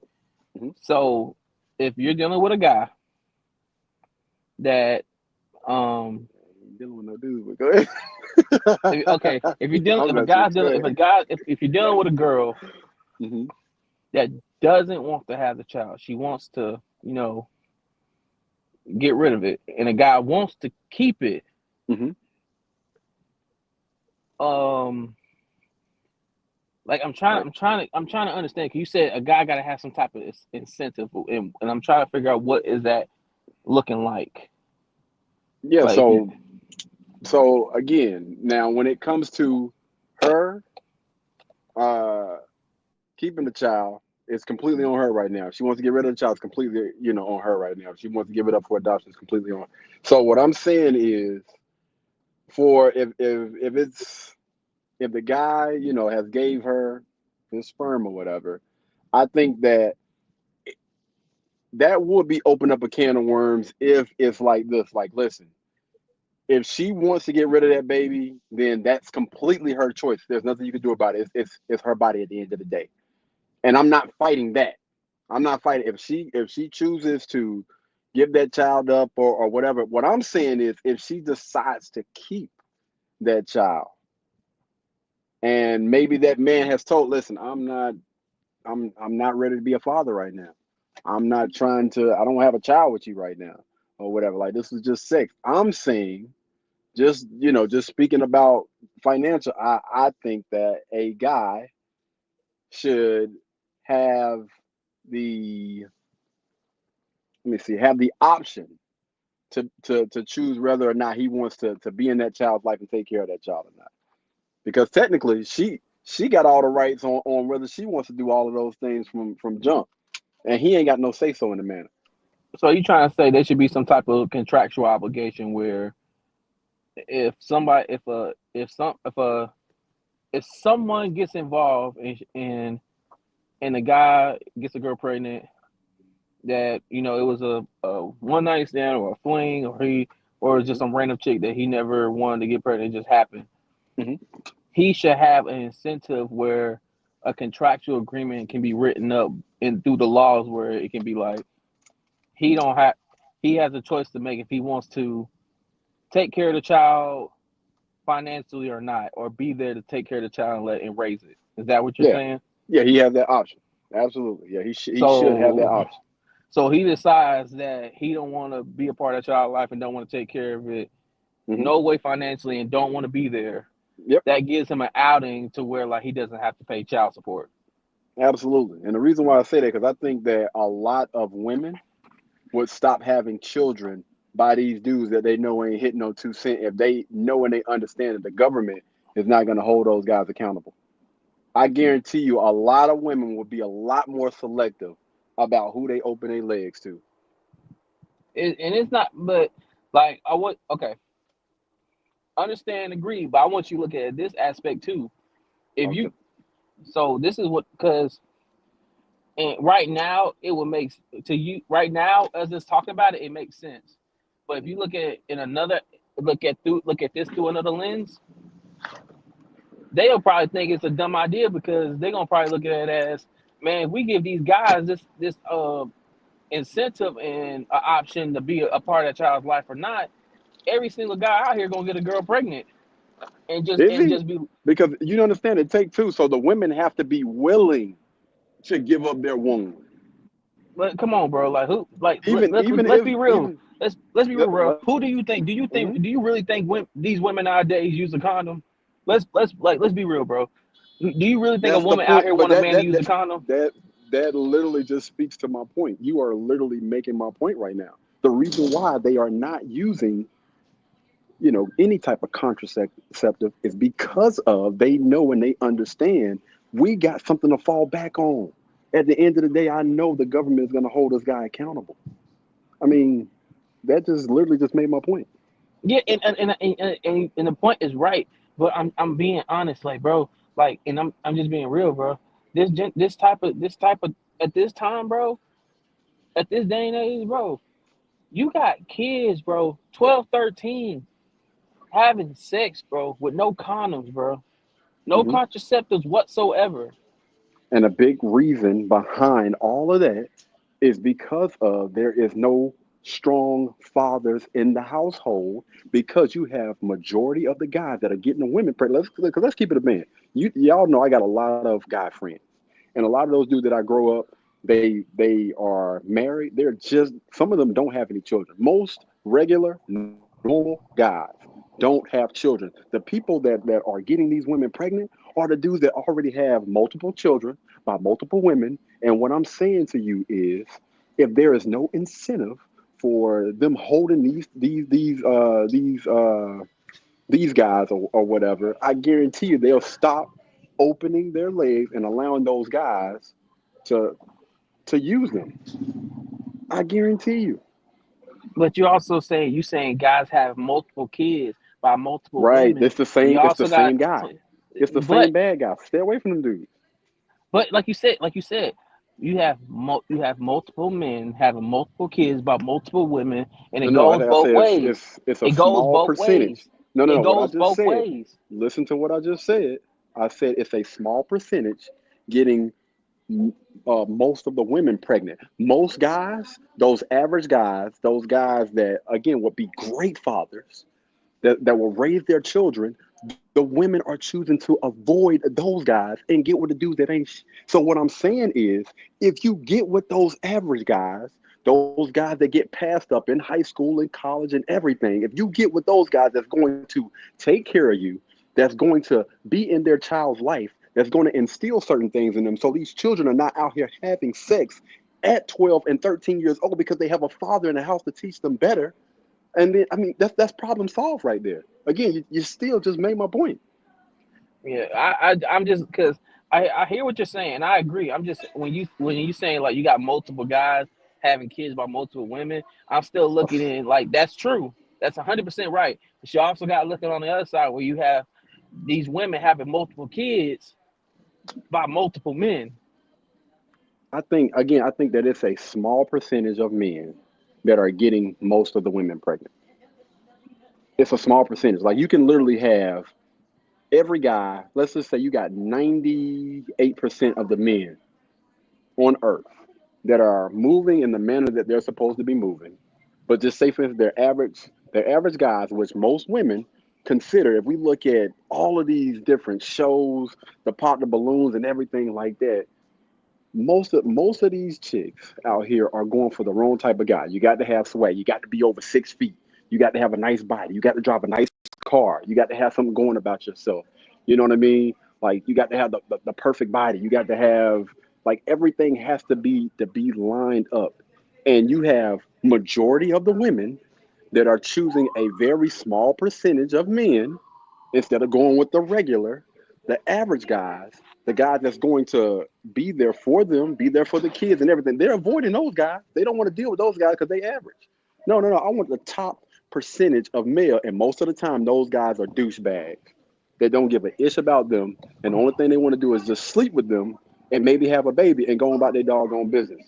I'm saying if the government stopped incentivizing those women to go out here and do whatever it is they want to do, live that hot girl summer, and we're gonna make sure that we put that guy on child support or whatever and everything like that. You can have a baby by multiple men. We're gonna give you Section 8. We're gonna give you food stamps. We're gonna give you Medicaid and all this other stuff. If they stop doing that, I guarantee you they're gonna start to look around and be like, you know what? Let me get my ish together. Instead of me going out here and sleeping with Pookie and Ray Ray that ain't got nothing going for themselves, that's still out here on the corner, ain't what I'm saying, walking around with the same clothes that they had on yesterday, still living that dream of wanting to be a rapper, they will literally stop dealing with those guys because they will understand that nobody's coming to save them. The exact same way that a lot of men feel, like I got to get out here and work. I got to do what I got to do to make sure I'm gonna take care of me because ain't nobody coming to save me, fam. Hmm.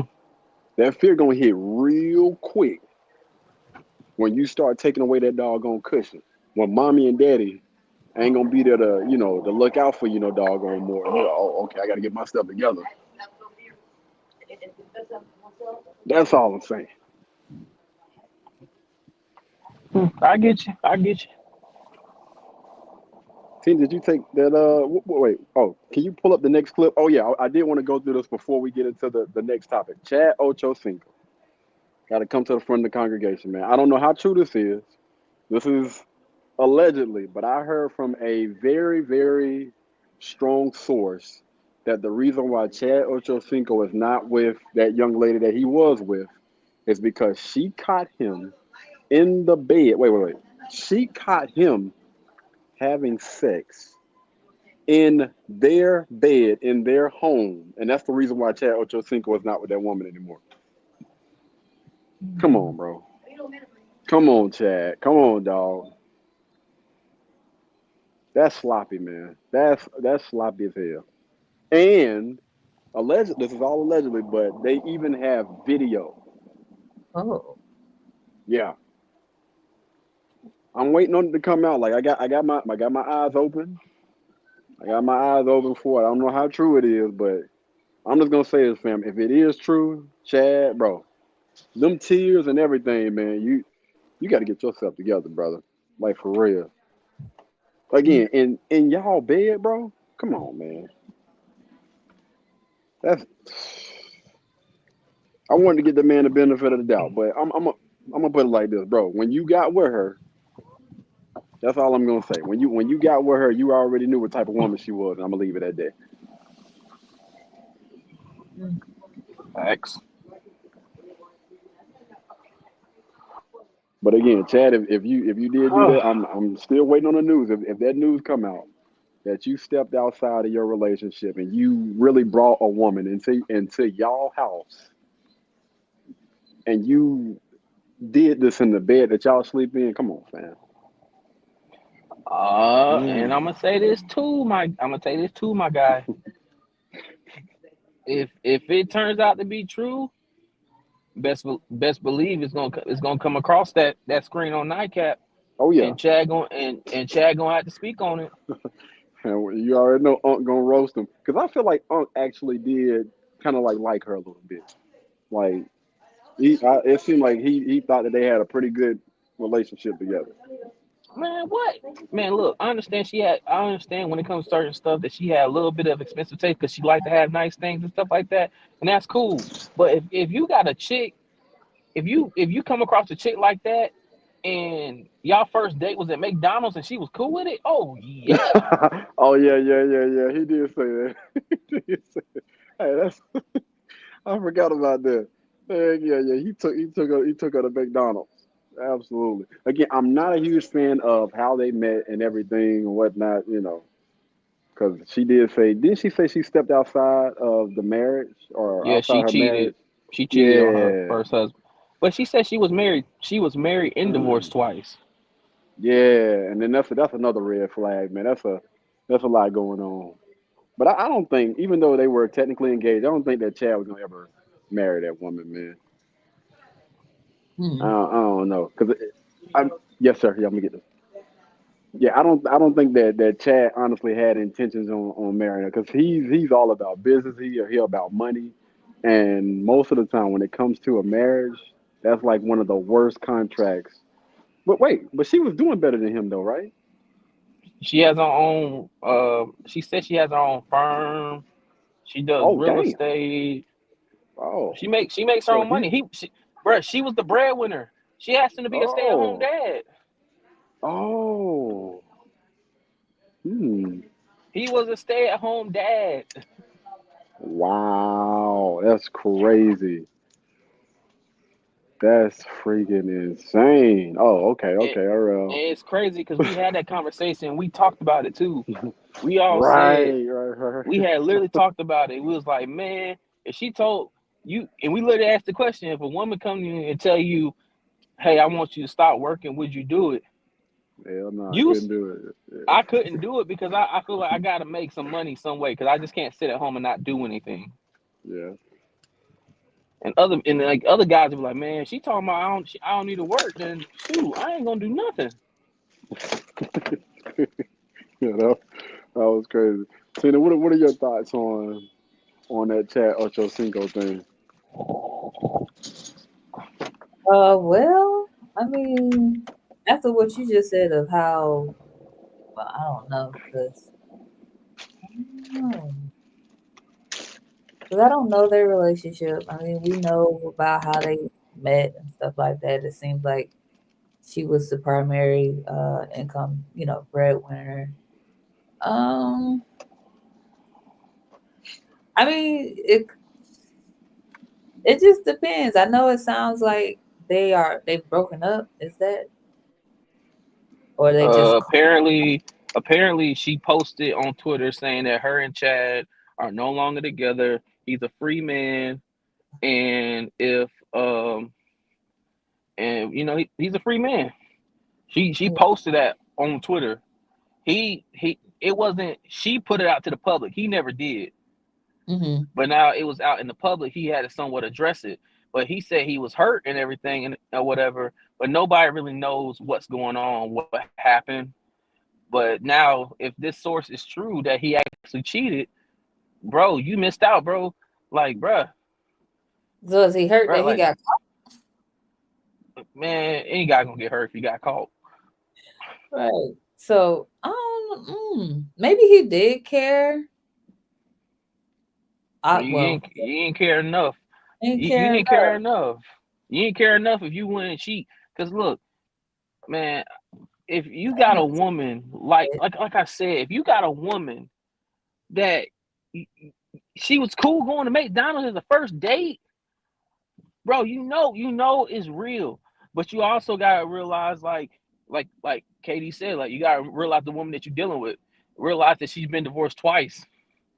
She cheated on her last husband before she got with him. And that just leave a bad taste in my mouth, man. Just hearing it. God, you cheated on your husband. Ugh. Even when we talked about when he was at First Watch and he was just sitting there eating his food and his glasses fell down and he popped them right back up, she thought he was talking to another chick. Like, if you're gonna accuse me, I might as well give you something to accuse me about. yeah, but like maybe the stuff that he was doing was it wasn't a joking manner, but he also said like when she do stuff wrong, like he withhold her from like sex and stuff and all or whatever the case it is. I don't know how true it is, but Yeah, that's childish. Yeah, that's but childish. Come on, but man. the way I see them, but like the way they like I thought, the way they interact with each other, I was like, oh, they gonna make it. That's gonna be all right. But now when you look back at it and you see all the flags that they both were throwing at each other, man, you was like, man, this ain't gonna last. Cause man, I watched one of their live shows. They did a tour during the summer, Mhm. and she came out there to support him, even though they had beef. Mhm. Now, if your woman still comes out there and supports you, even though y'all beefing, that's a good woman. Because a woman can be petty and childish and be mean as it just mean and all get out and don't show up for nothing. You know what I'm saying? She can just not come. But for her to still come out there and support you for what you're doing, that's a flag. That's a green flag right there. And then she's sitting out there telling everybody like, hey, if like, because you can most definitely tell like even from the shows that she did when he was on I Am Athlete with Brandon Marshall and Fred Taylor and Channing Crowder and all that stuff. They had a female version of that podcast, and she made it clear. She said, I'm a freak. Like I'll be the freakiest for my man. However, if my man want to do this, we're gonna do it. It don't matter what it is. She wanted to try all this stuff. If you got a woman like that that's just that and she supports you and all that stuff, why would you mess that up? Because there's tons of guys out here that fumble the bag on so much stuff on a woman, Mhm. and you be like, you fumble and you lose it, and then you try to get it back, and at that point, it's you done. The Because only thing. Oh, go ahead. I was just asking Tina, is it true that when people say when a woman is done with you, or if a woman shows that, or a woman starts to not care no more, it's a scary sight. Uh, I mean, yeah. Yeah, like,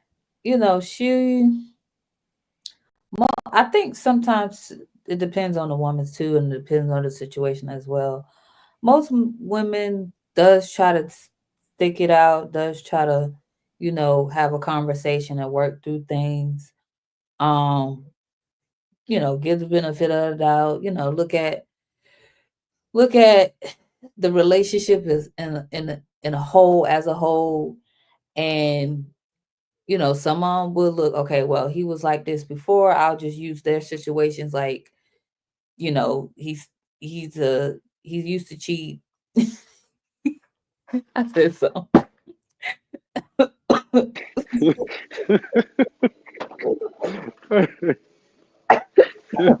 Yeah, you good over there? She over there choking.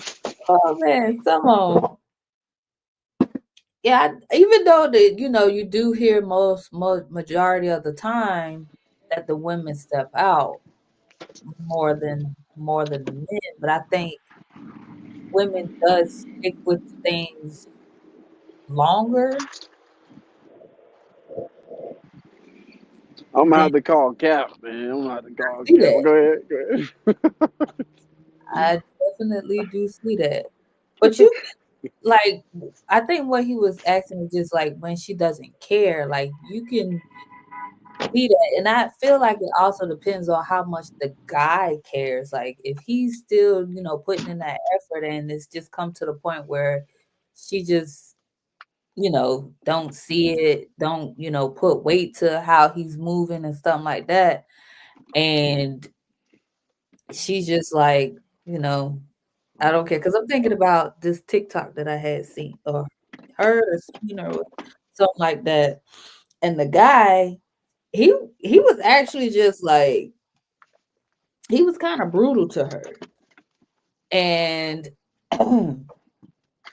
I don't know if it was, for clickbaits or whatever like that, but I'm just giving this example. But like he was kind of brutal to her and stuff like that.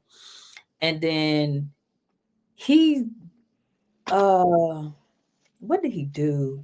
I forget what he had did, but she was just like, I don't care. I'm I'm tired of trying anymore. You still step out on me. You don't show me any respect. And she was just like, I'm done with it. And he was like, after that, I I tried to do my best, try to change and stuff like that. And she just was like not giving into it anymore. Like she gave him the time that she could, she gave him the effort that she could, the love that she could, but I guess it just wasn't enough until it was like, all right, like I'm no longer calling what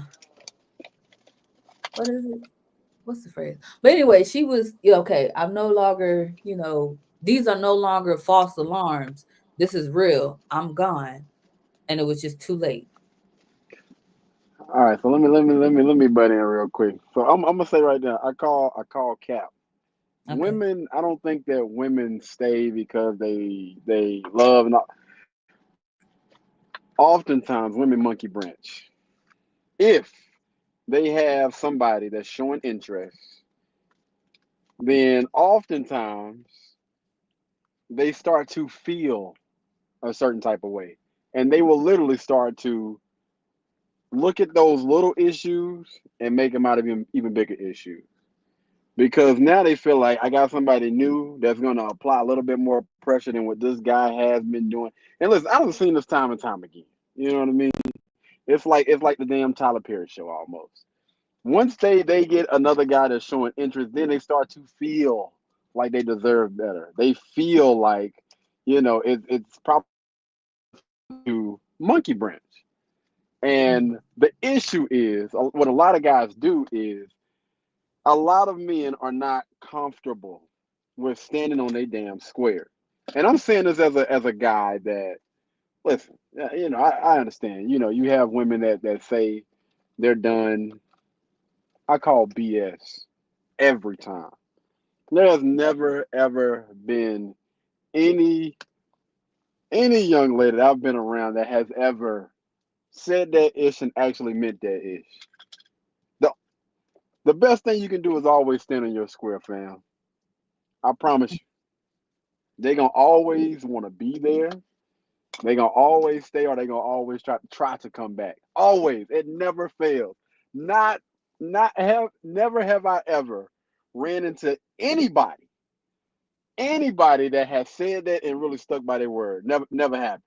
I promise you they're gonna always come back. And the thing is, you have a lot of weak men that get out here like, listen, fam, the issue is a lot of y'all don't have any sense of direction for yourself. You don't have any purpose. You don't have any drive, any ambition, any goals, any dreams, and you're not pursuing those things.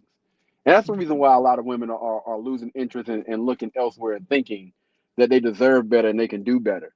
As long as you continue to work on you, fam, you continue to level up, I promise you, it never fails. It But never. Oh, go ahead. well, okay. You said that women are. Monkey branch. Hear me? Okay. Yeah, Yeah. I get you So now. I Yeah. feel like it's based on certain things. Women will come. I've seen women coming back to a man, regardless if like okay. Sometimes if you got a man that has everything and he's doing you wrong and doing you dirty, and a woman says she's done, then 9 times out of 10 she's out the door. She's gonna end up finding somebody else. But if you got a guy that is, you know, he's doing what he's supposed to do, he's doing everything right, he's not treating her wrong, and she just trying to figure out however way she can come up with something to complain about and nitpick and leave, those are the ones that have a tendency to come back because they always say at the end, "Oh, I But did wait, him wrong. He did me right. one of the I should never one done of him the that things way." one of the things that you said though, you said you were speaking in the first thing that you said is a guy that pretty much has everything, right? Meaning Mm-hmm. you're that guy is in the top percentage of most men, meaning that he's not average. He's not below average. He's not average. He's above average, which puts him, whether it be a mindset, whether it be a money thing or whatever, That puts him in a very, very small category. And so I say to those guys that you were speaking about in that first quote, don't pay no attention to those false alarms or even the real alarms. Because at the end of the day, 9 times out of 10, that man can find another her. The chances of her actually finding another him, a guy that's in the top percentage and still moving in that manner, is going to be slim to none. That's going to honestly take her serious. The But you chance still of don't her think finding that guy, that can't happen for the average? again, if we look based on numbers, because I don't like to go outside of facts, data, and statistics. Again, when you were speaking, you were talking about, again, a guy that's in the top percentage of men.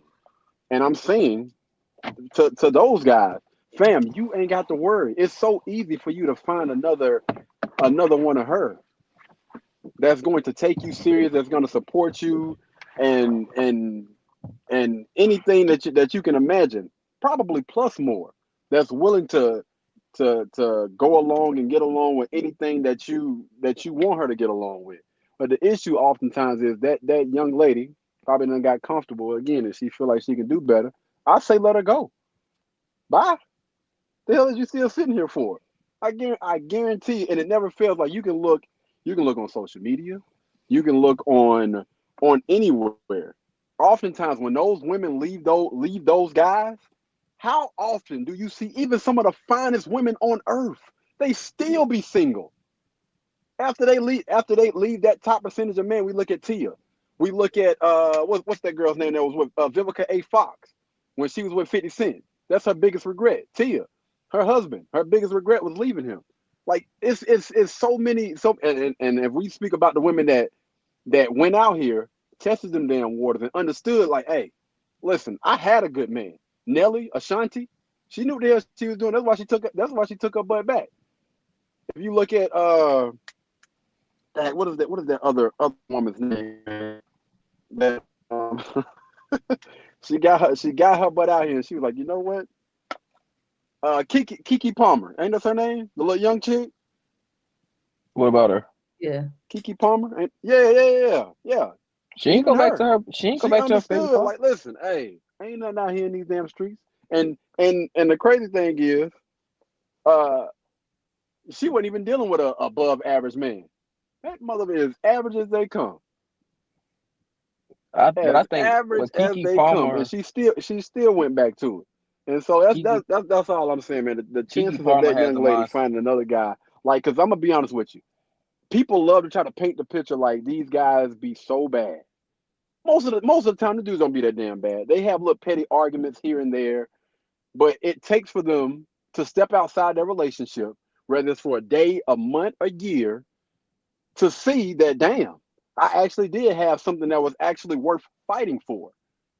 And you got some of them guys, I call them simps and betas, honestly, for letting them come back home. Because I don't think that, listen, I'm not saying that she's going to leave again. Chances are she probably won't leave again, especially she done tested them damn waters. But she done stepped out and she done seen what that doggone lick read. And she understood, you know what? I made a mistake. Some of y'all let them come back, but hey, that's y'all. I ain't got no beef with it. But yeah, I got to call Cap, man. Most women be monkey branching. That's all.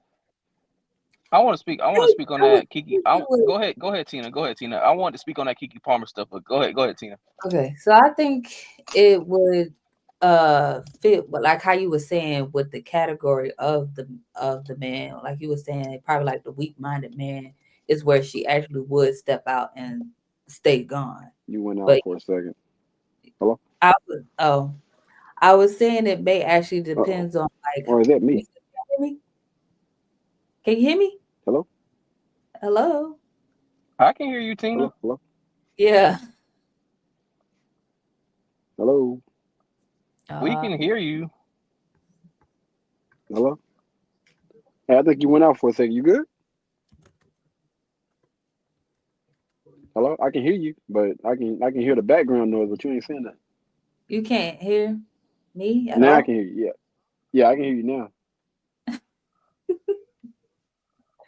Okay, so I almost lost my train of thought. So I would say that it may not may, but it just kind of more seems like it's the category of men is where I was kind of like floating towards where they'll actually leave and not come back is when you were saying the weak-mindedness of the man and having no direction of where they are going. And then, some women can see that. Well, I don't know if they can, but like they could, so yes, I Monkey agree with branch. you. But I think that's also where I was putting that too. I guess I wasn't really speaking on behalf of like the 1% or elite or, you know. Yeah, again, I was just speaking to Kobe's point. But even again, we can take it back to the average guy. And I think it kind of goes back to what I was speaking about, early on. Mhm.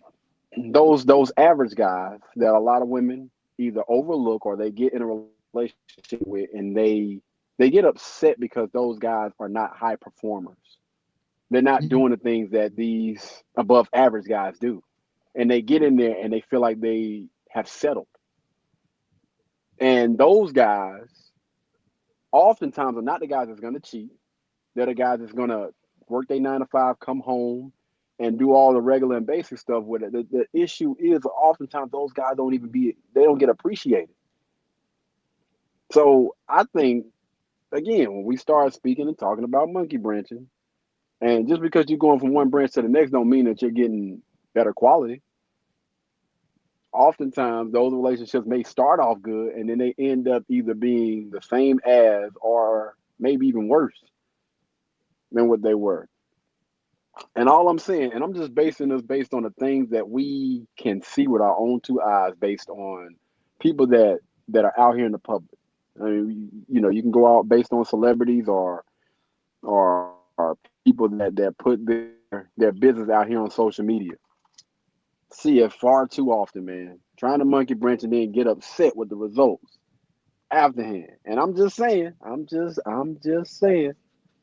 in a lot of cases, it just seems to me like it's a lot of monkey branching going on. I don't think that most of them are staying because of love.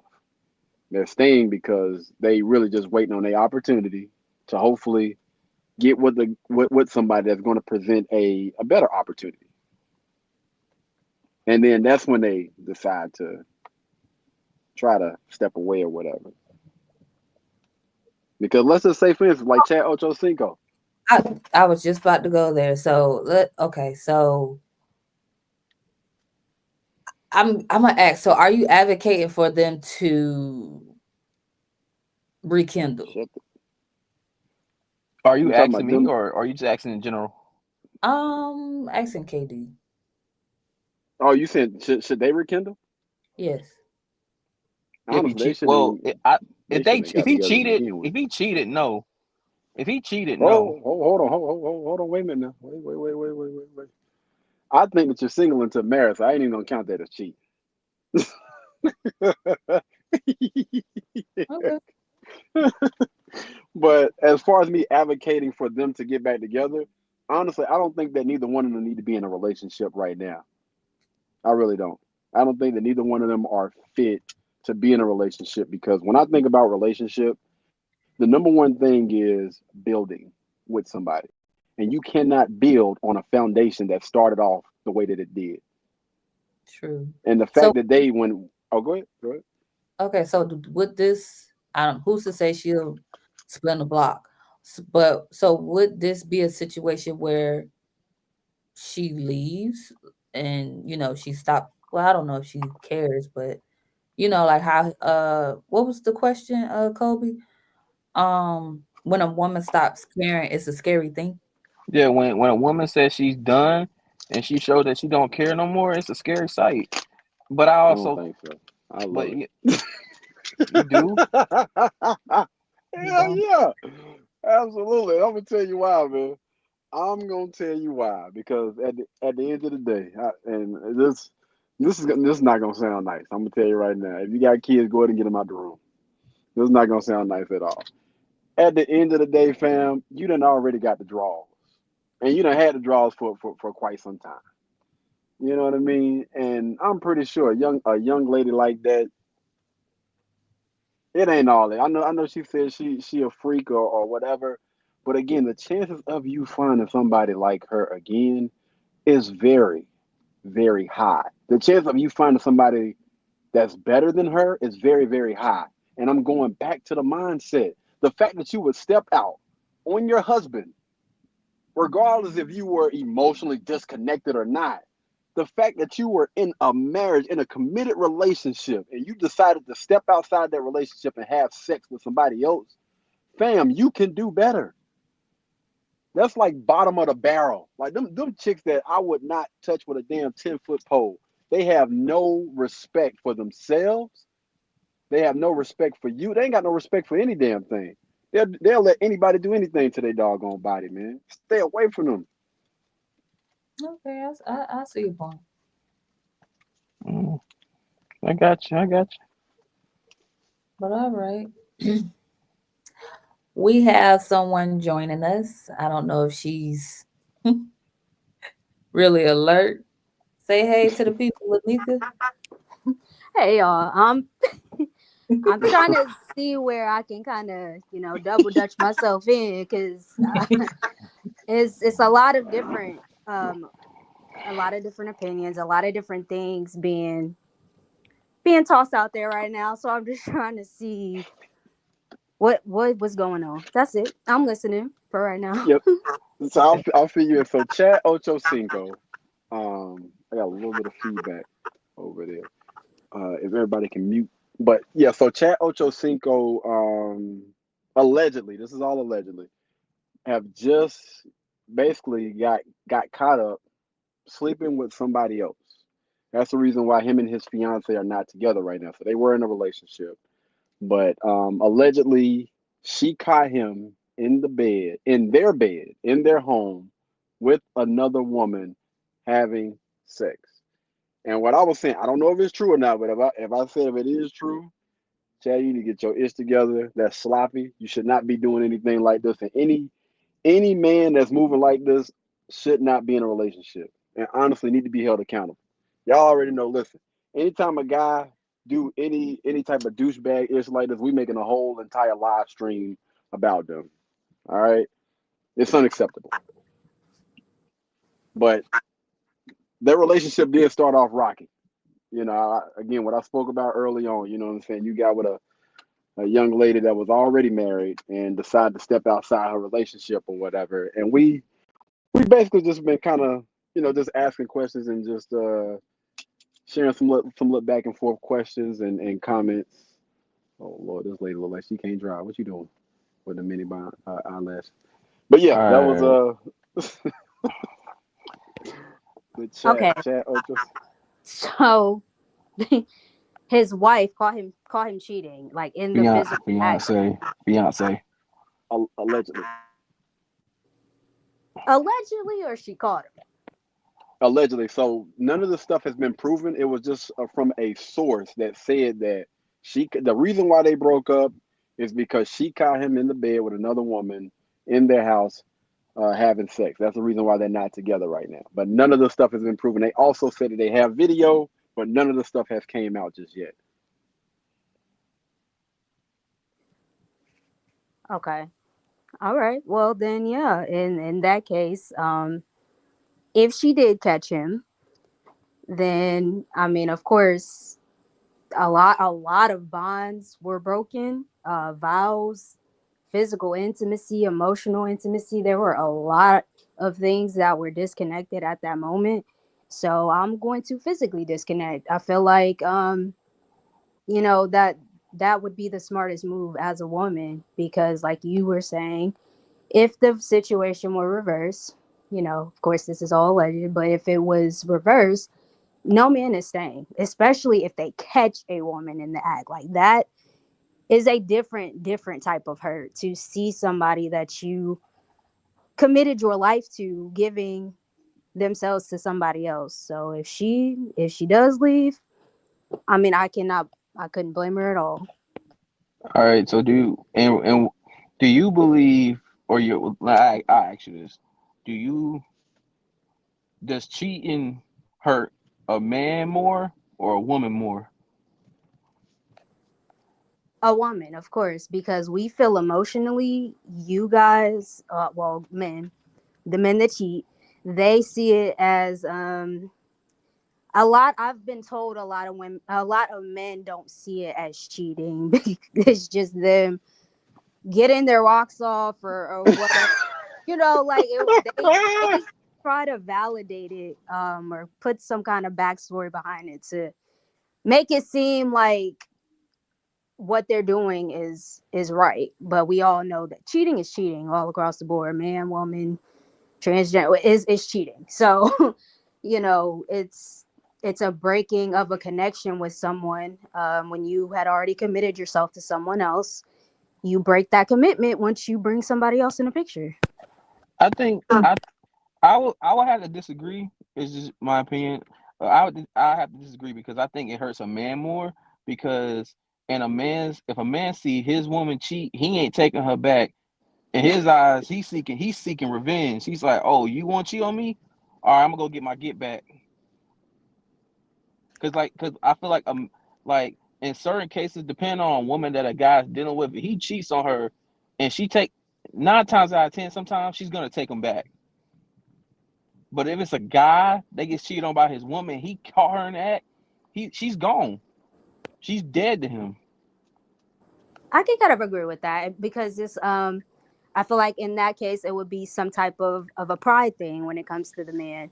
Oh, you cheated on me, but like we were talking about, most women are going to take a man back that cheats. So it's I feel like we feel things more emotionally, but I do also think that men cannot handle what they dish out all the time. So yes, I can agree with you there that men probably do feel certain, especially physically cheating, because of course you're holding your woman to a certain standard, so you would never think or guess that would happen.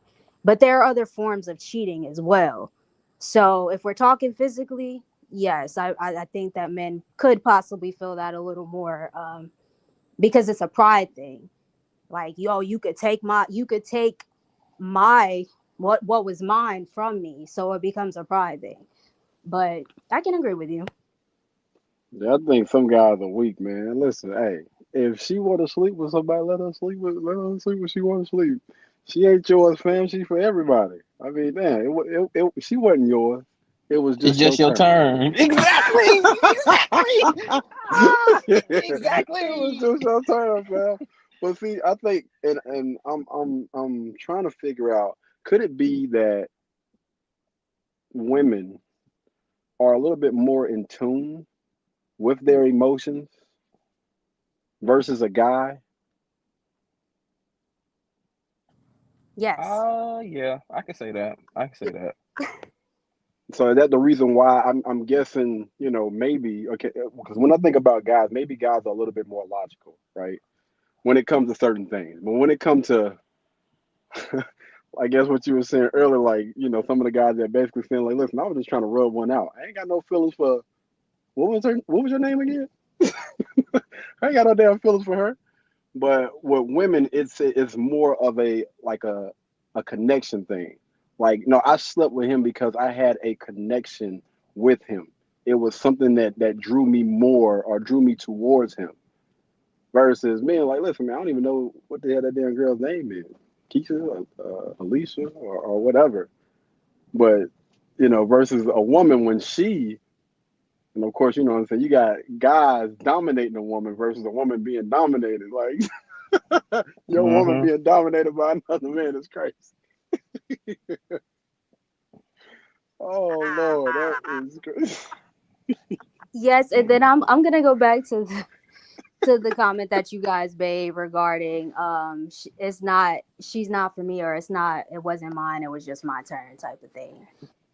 That is a yes, kind of tying into what you just said. Men are not really, I'm not gonna say every man, but a lot of men are not emotionally in tune with themselves. So I feel like this does in turn create issues in relationships, because if you're feeling like that about a woman that you have, I'm assuming y'all have committed, whether it's, hey, we're gonna be in a relationship, it doesn't always have to skip straight to marriage, although kind of agree with the you're single until you're married type of thing.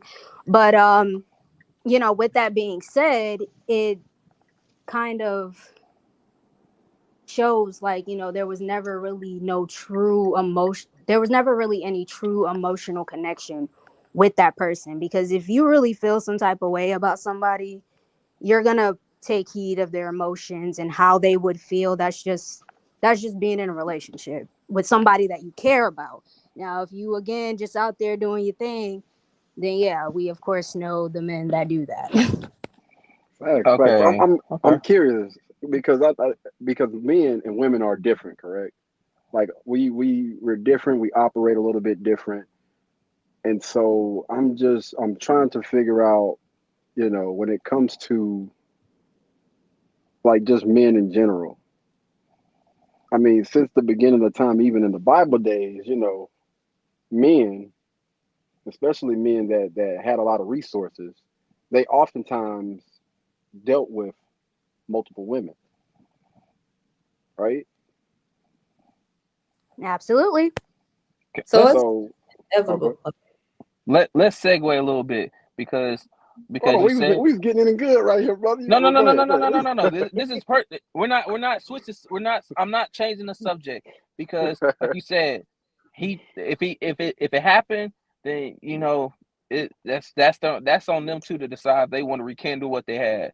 Because, like I said, them two had a child together, right? They had a 2-year-old together, and Who? we just Chad had a baby by her? yes they With got a a baby baby with her? together. Oh, okay.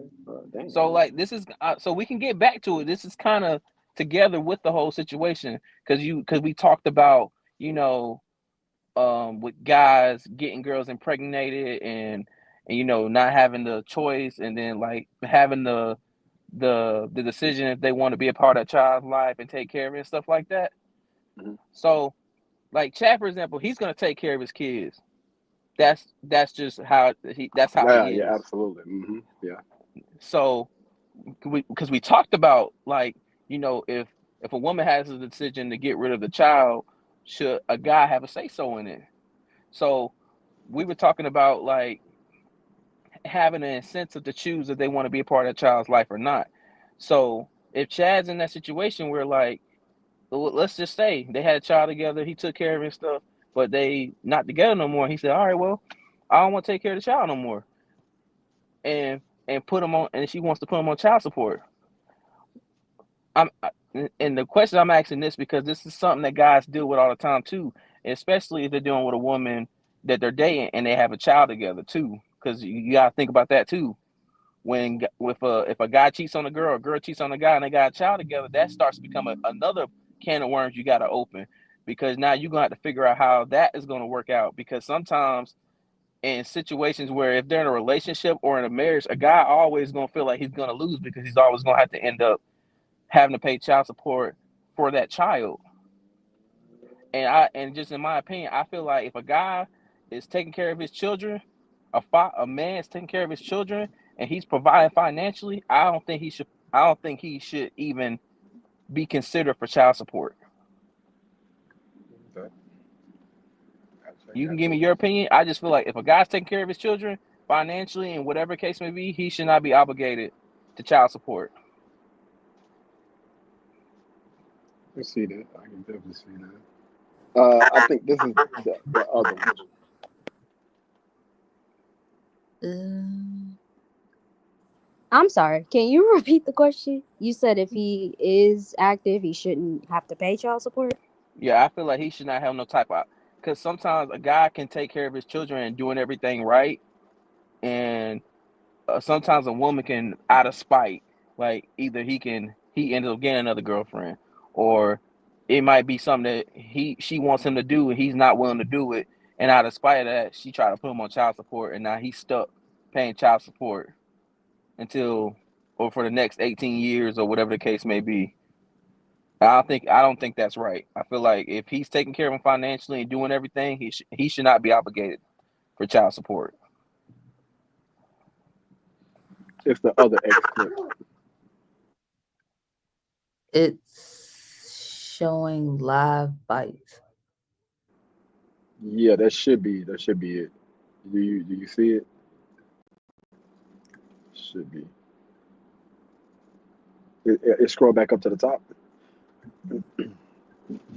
All right, it's all good. You can show the other one because that one is like way like November the 11th. So you can just show the other clip. We can do the funny Marco. So funny Marco was recently on. I guess they were alive with Angel Reese. Angel Reese is like this very very tall WNBA basketball player, and he said something to him. Well, he said something to her, and it has since then went viral. I just wanted to talk about it real quick. So you can go ahead and take that clip down and put the other clip up that you just had up. What other clip? That other window that you just had up right before this.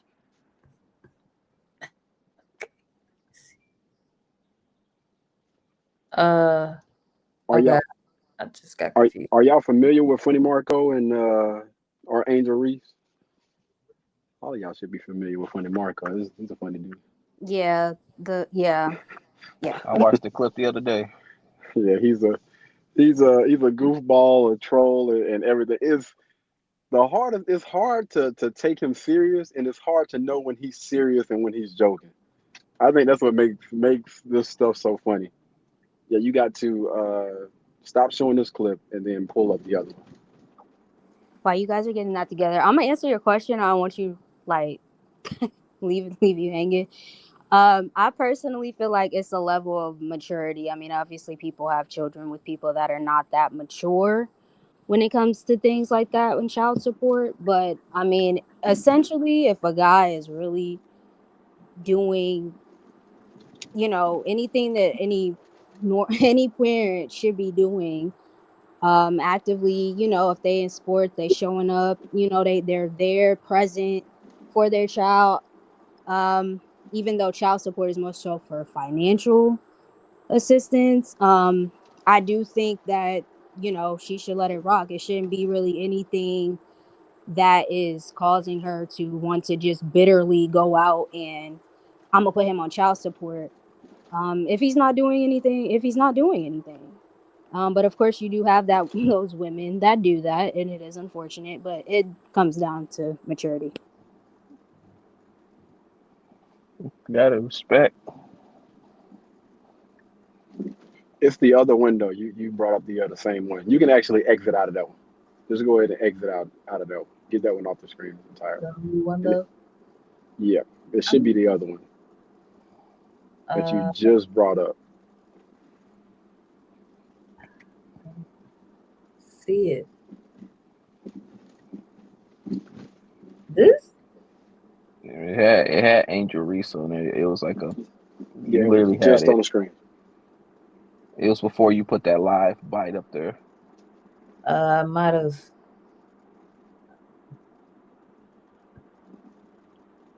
I did not see it. I don't see it.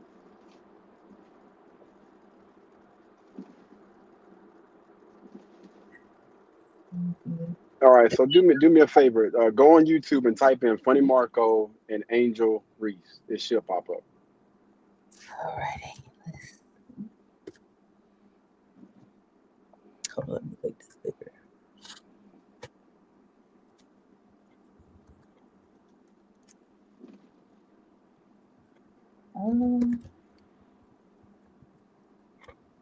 That's not so. Can't type today.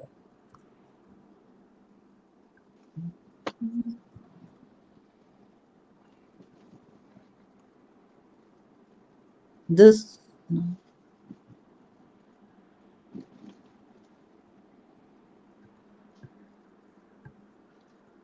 So basically, Funny Marco was basically talking to Angel Reese, and they were discussing her dating life. So Angel Reese, I don't know how old is Angel Reese, Cole? Hey, you always ask me because I know the ages. I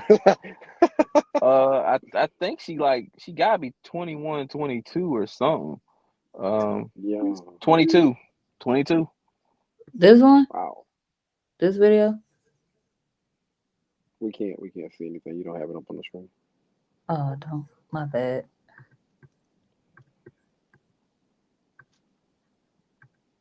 This one?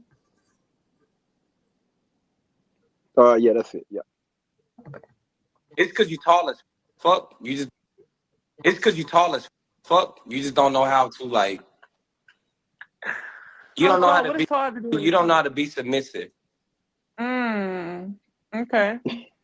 So if we can actually try to get you somebody that you like, that you can physically. I will allow to be submissive, or allow me to be submissive. Is that what you're saying? Yeah. What do submissive mean again? Just being able to like, I'm guessing like, let your guard down, being soft, like a soft girl. Mm-hmm. And you don't think you don't think that's me though? No, that's not you.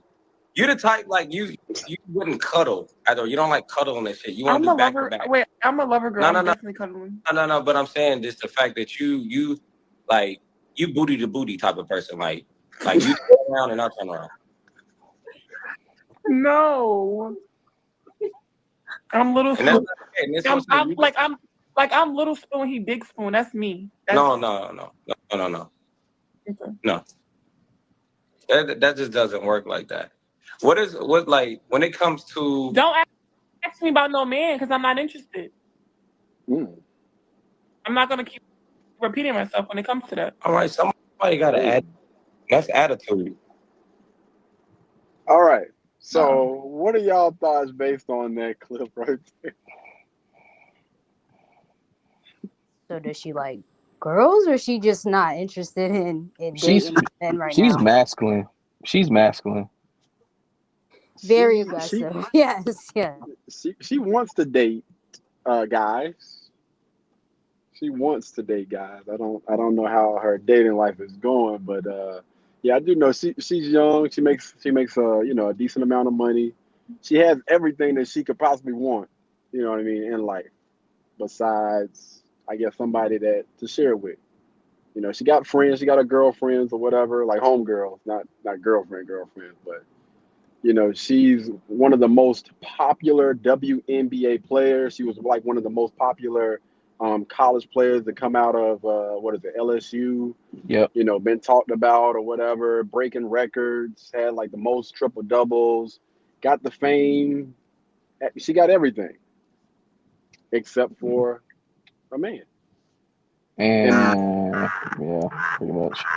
Okay. So that her mom's the same. Her mom's the same way. Her mom. Okay. Apple don't fall too far from the tree. But okay, so then that clip is giving frustration. She can't find a man that's of her stature, of her caliber. She kind of over, she probably done been on a couple dates and the men have disappointed her, or whatever the case may be. Is giving frustration. Yeah, but like I said, her mom, she literally said that she grew up in a single parent household. So, like you said, the apple don't fall too far from the tree. So, and especially like she made it clear on shows that she's been on. She said she's not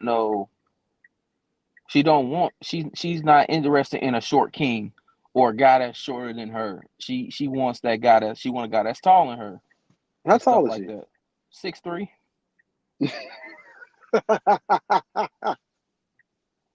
Oh my bad. God.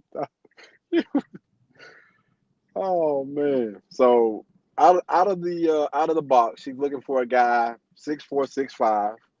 She wants a guy to be making a decent amount of money.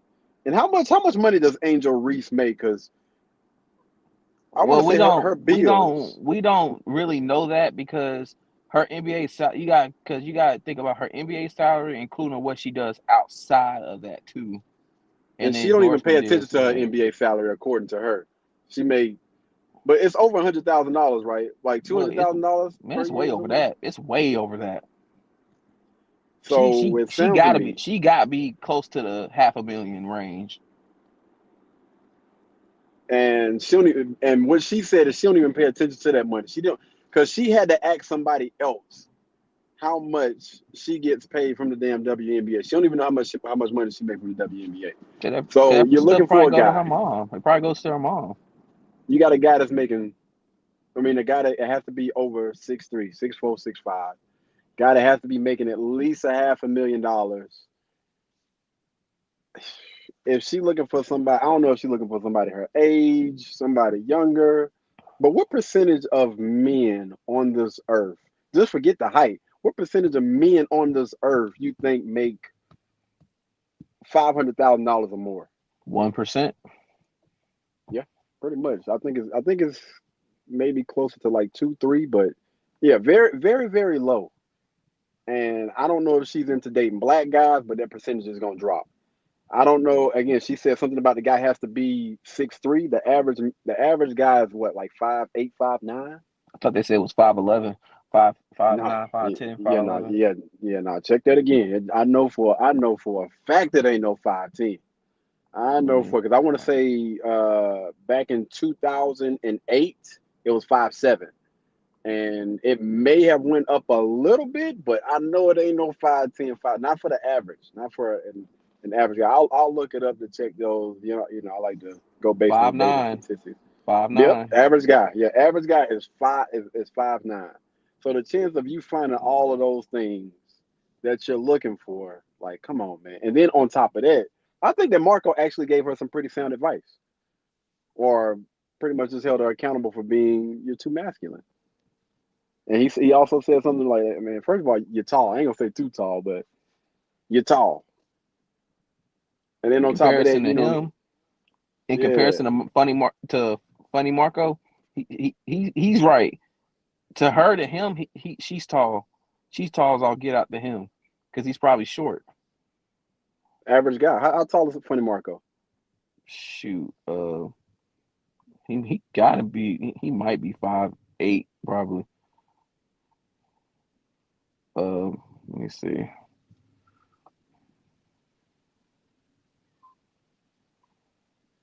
Because I'm pretty sure they never put their height and stuff on here.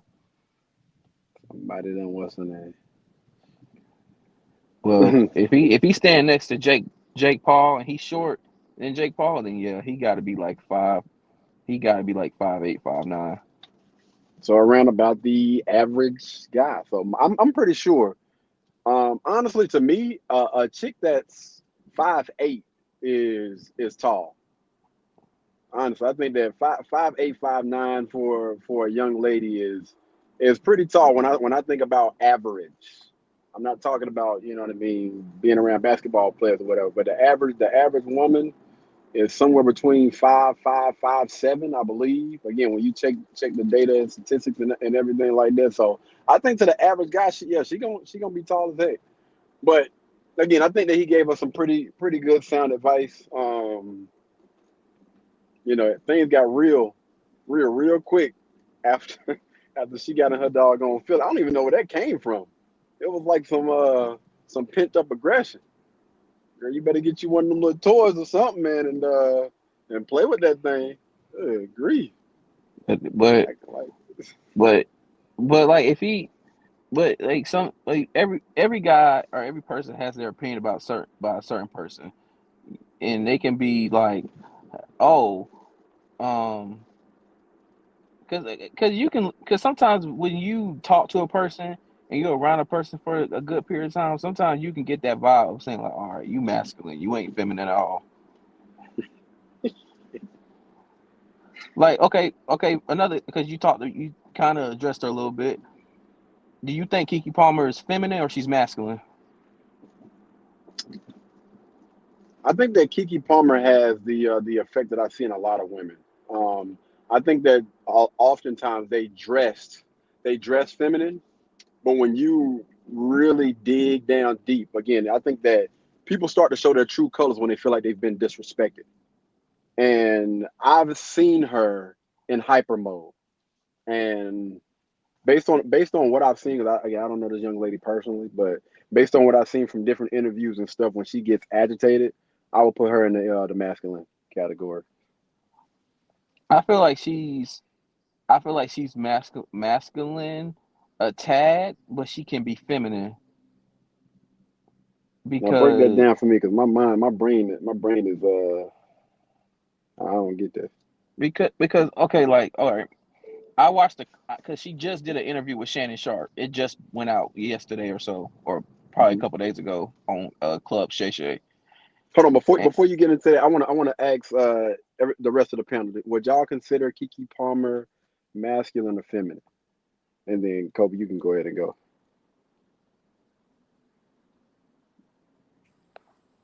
I think she is.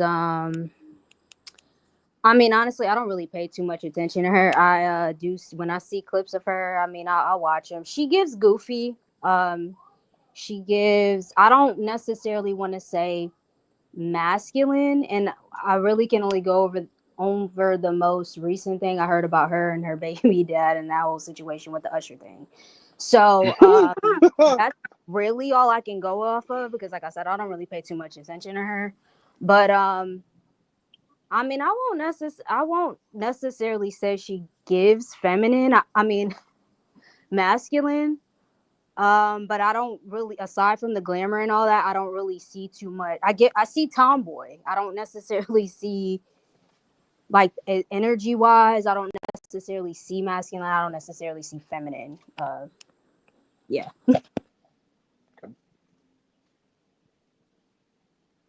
Tina, you done got back, or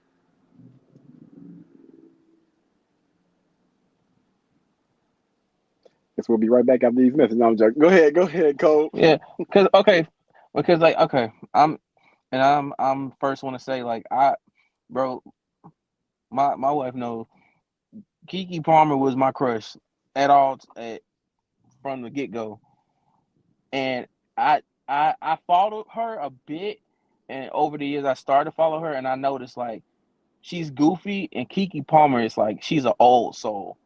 Like Mm-hmm. she has that, because the way you see her dress and the way she talks and how she carry herself, she has an old soul, and that's nothing wrong with that. I just feel like she has she has masculine and feminine tendencies, because like you said, she's about her business, and she take care of her business, but I feel like behind closed doors and stuff like that, she's feminine. And I feel that what she had to deal with the situation with her baby father, which she had every right to say that he didn't appreciate the stuff that she wore to the Usher concert and what she was doing there. But at the same time, like, you know, he didn't have to put that over social media. He could have handled that with her in closed doors, behind closed doors. And also, I think that if you was not in approval of what she was wearing, you could have spoke on it behind closed doors. And I feel like once I see the interview with her and Shannon Sharp from start to finish, I feel like I'll get a bit of an understanding of who she is. Cause she's been in the limelight since she was, man, a kid. Yeah, I can see that, but I mean, let's keep it a band. That outfit that she wore to Usher's concert that ain't it, fam. That I'm not is agreeing with it. not I'm not agreeing with it. I'm just saying if he didn't like it, he could have spoke to her about that behind closed doors instead of posting it. So I agree with you on that, but I'm gonna say this. First of all, that young lady, the thought to even wear something like that out should not even cross her mind. Like, I think that's an issue from jump. Like, why in the world would you even think about or considering having your butt and your breast out, knowing that you are a mother? I got an issue with this. Like, me personally, I'm not wearing anything crazy that I wouldn't wear around my mom, my dad. Like, I don't know, man. It's more of like a respect thing or whatever. But yeah, you ain't gonna catch me again with my pants sagging or anything like that. I got too much respect for myself to be out here like that. Like, it don't even cross my mind to even think about sagging or bringing any disrespect to them in any type of way, shape, form, or fashion. I just don't. I didn't get that. And again, I can understand you say she got an old soul, but when it comes to again those older women, they were a lot more protective of their body, and when they go outside of the home, they're not doing anything to disrespect their partner, the person that they're with, to their children. Like they weren't doing stuff like that. And I don't think that people can pick and choose when they want to be feminine and be masculine and everything like that. I don't think that that's a button that you can just turn off and turn on. It goes back to what I was saying earlier about people can try to hide certain things, but you really start to figure out who a person is when they feel like they've been disrespected or when they get agitated or something like that. So yeah, you can fake the phone call you want to, but as soon as you feel like you've been disrespected, I guarantee that doggone whatever that is gonna peek their head out of their hole. That's all you got to do. Just test them limits. They're gonna show you who they really are. As soon as they feel like they've been disrespected, that person that you're seeing when they're upset, believe them. That's who they are. And I'm just saying, based on those things, and it seemed like she did double down when she had a disagreement or whatever. Again, I don't agree with the way that guy handled things.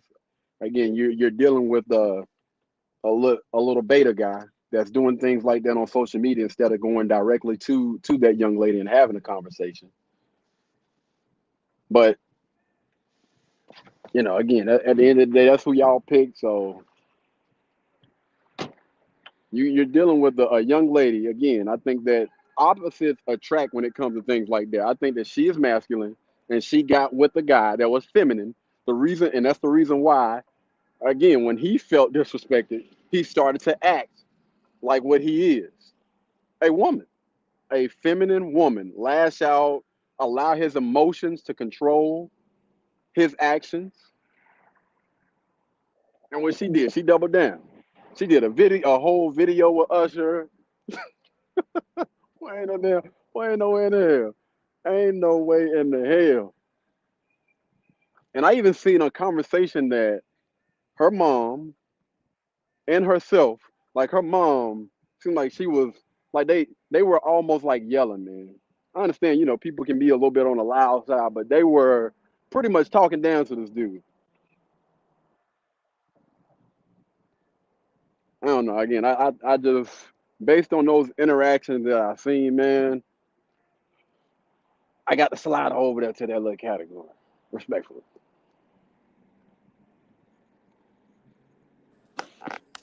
A lot has been said. um, but now in that aspect, yes, I can agree with the whole how they handled the situation. And yeah, that was a little more of her masculine side, of her masculine energy showing. People definitely show their colors.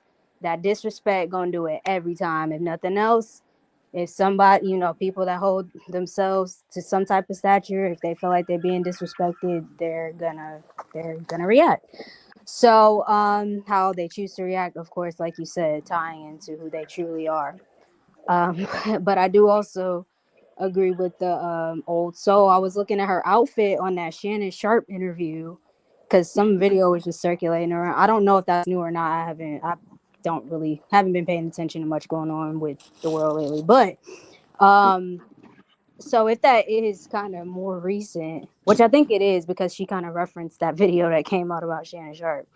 So it had to kind of be. But anyway, she was wearing like the just her outfit, definitely giving she was raised around her grandma, probably older people, and she picked up a lot of their characteristics, style, possibly things like that.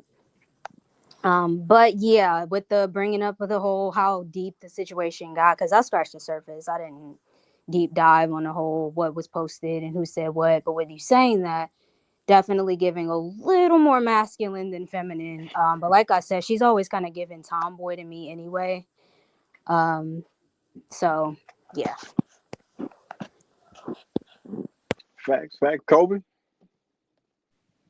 Well, I still what I had to say in regards to it. I just think she like, I feel like she gives feminine and masculine tendencies, but I feel like certain time when you're dealing with a caliber of woman that's in the industry, I most definitely think they're gonna give off the masculine vibe initially. It's gonna take a person to take that down, and sometimes it happens, sometimes it don't. Whoa. I think I was rocking with it. What you mean it's gonna take a person to tell me? What you mean? Because do you honestly believe if you're dealing with a masculine woman, do you feel like she's always gonna be that way? I'm gonna tell you right now, I'm not dealing with a mess. No. Listen. I'm saying when you're, I'm saying like when it comes to Keke Palmer's concern, like for me, I feel like when it comes to the industry and the field that she's in, she's masculine. But I feel like if you have a woman that's masculine in that field, she's gonna be masculine. But I feel like maybe at home, behind closed doors, she's feminine. For the right, are you saying for the right person she'll be feminine for the right person? Yeah, that's just my personal opinion. Interesting. Okay. What are your thoughts on that? What are everybody else's thoughts on that? Do y'all believe for the right person she would be that would bring out her feminine side?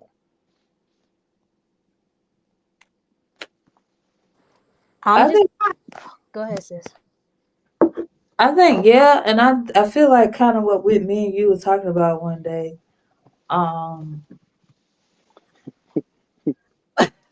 What is so funny? Y'all know I'm goofy. Oh, okay. That not everybody deserves that feminine attributes, although they do say I don't really know. It's something that I still have to work on too, but I also associate it too though with um what's the golden rule? Do unto others as you would like to be treated or however it goes. Because it if you're dating and you've done the work on yourself, you know what you are, who you are, how what your role is, you are going to be able to see the type of man or the type of woman. We'll just keep it at the whole feminine submissive thing. You're going to be able to see or attract the type of man that is in his masculine, in his leadership, um in his purpose. And it's going to align for you to allow yourself to be submissive.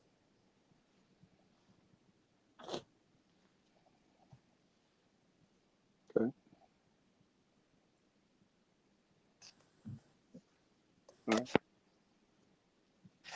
All right. I definitely agree with that.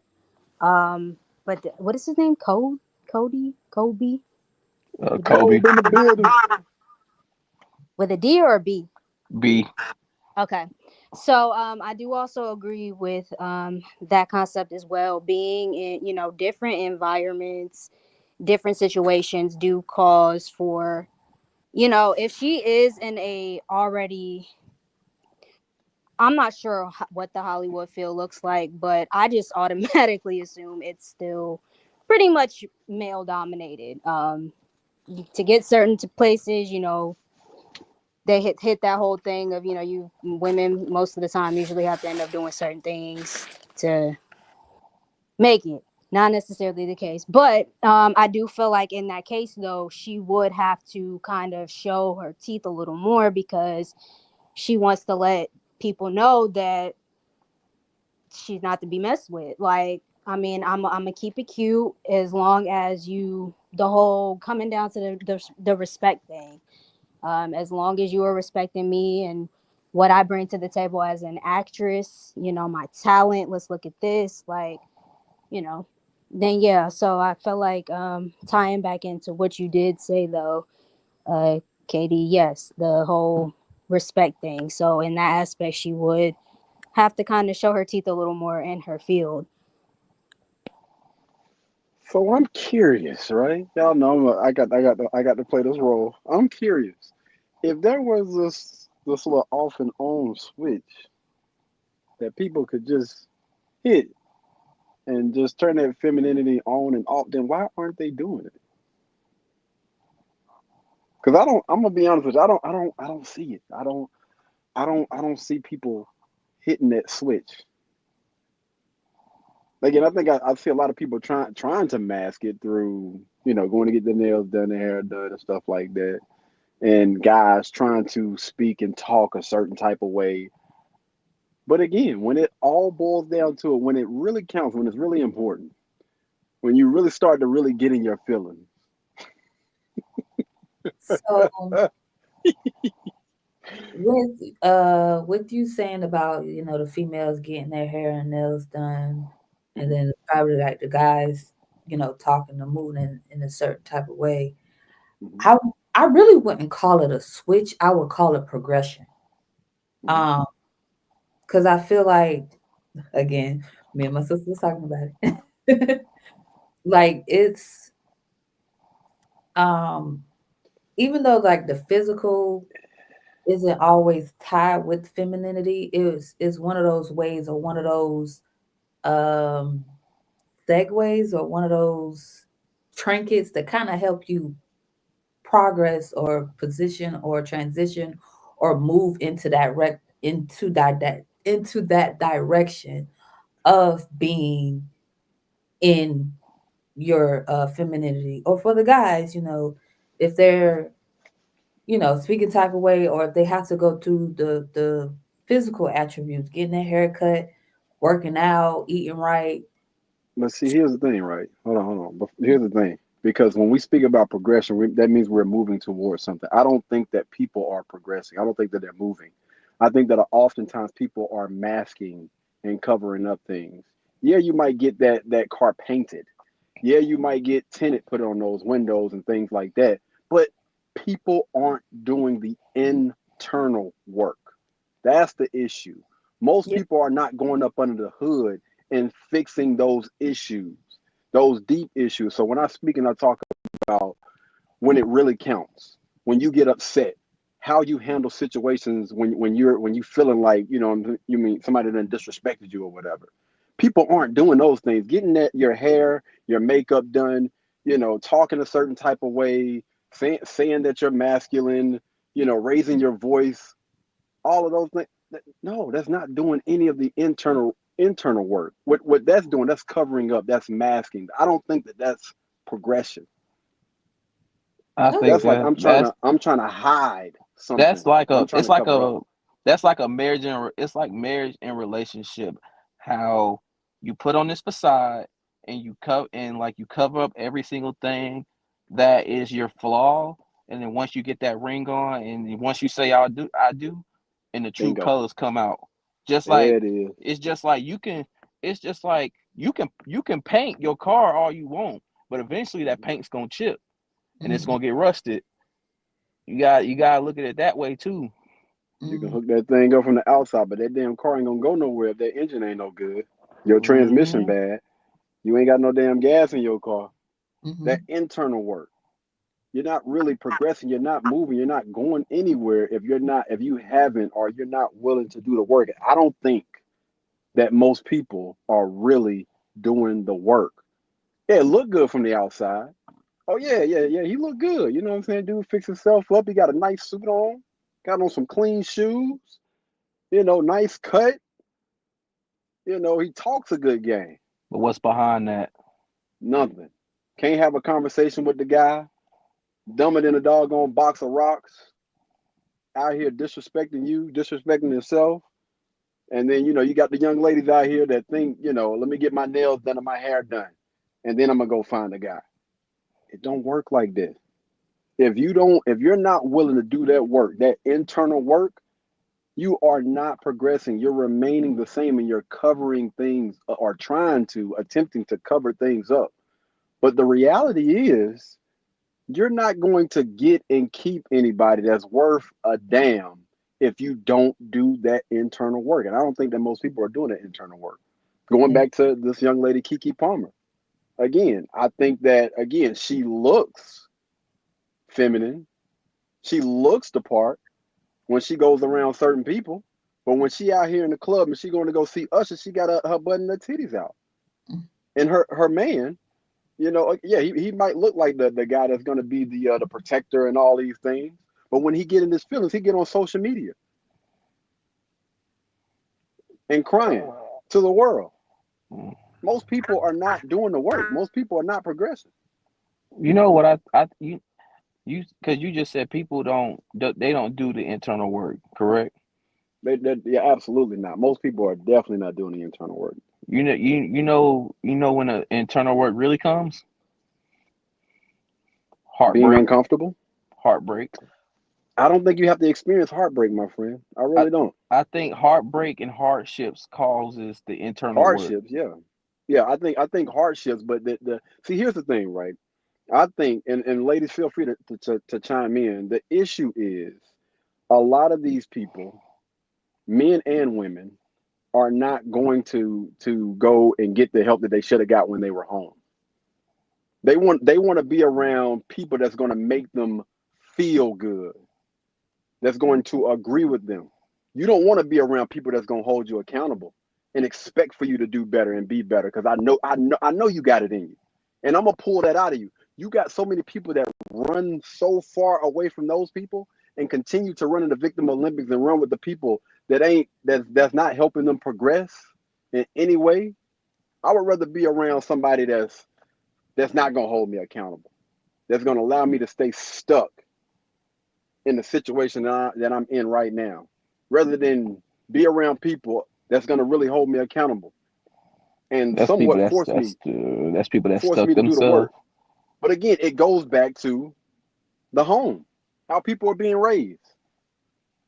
They done got so accustomed to being around and being with, like, that's my friend. Is that really your friend? Are those people really your friend? If they're not willing, listen, I love you, I rock with you, but I want you to get better. I want you to be better. I want you to do better. And I want you to surround yourself around people that's going to hold you accountable. And I'm going to be honest with you. There is nobody that has ever been around me that I'm going to allow you just to allow them damn days to pass by. No, hell no.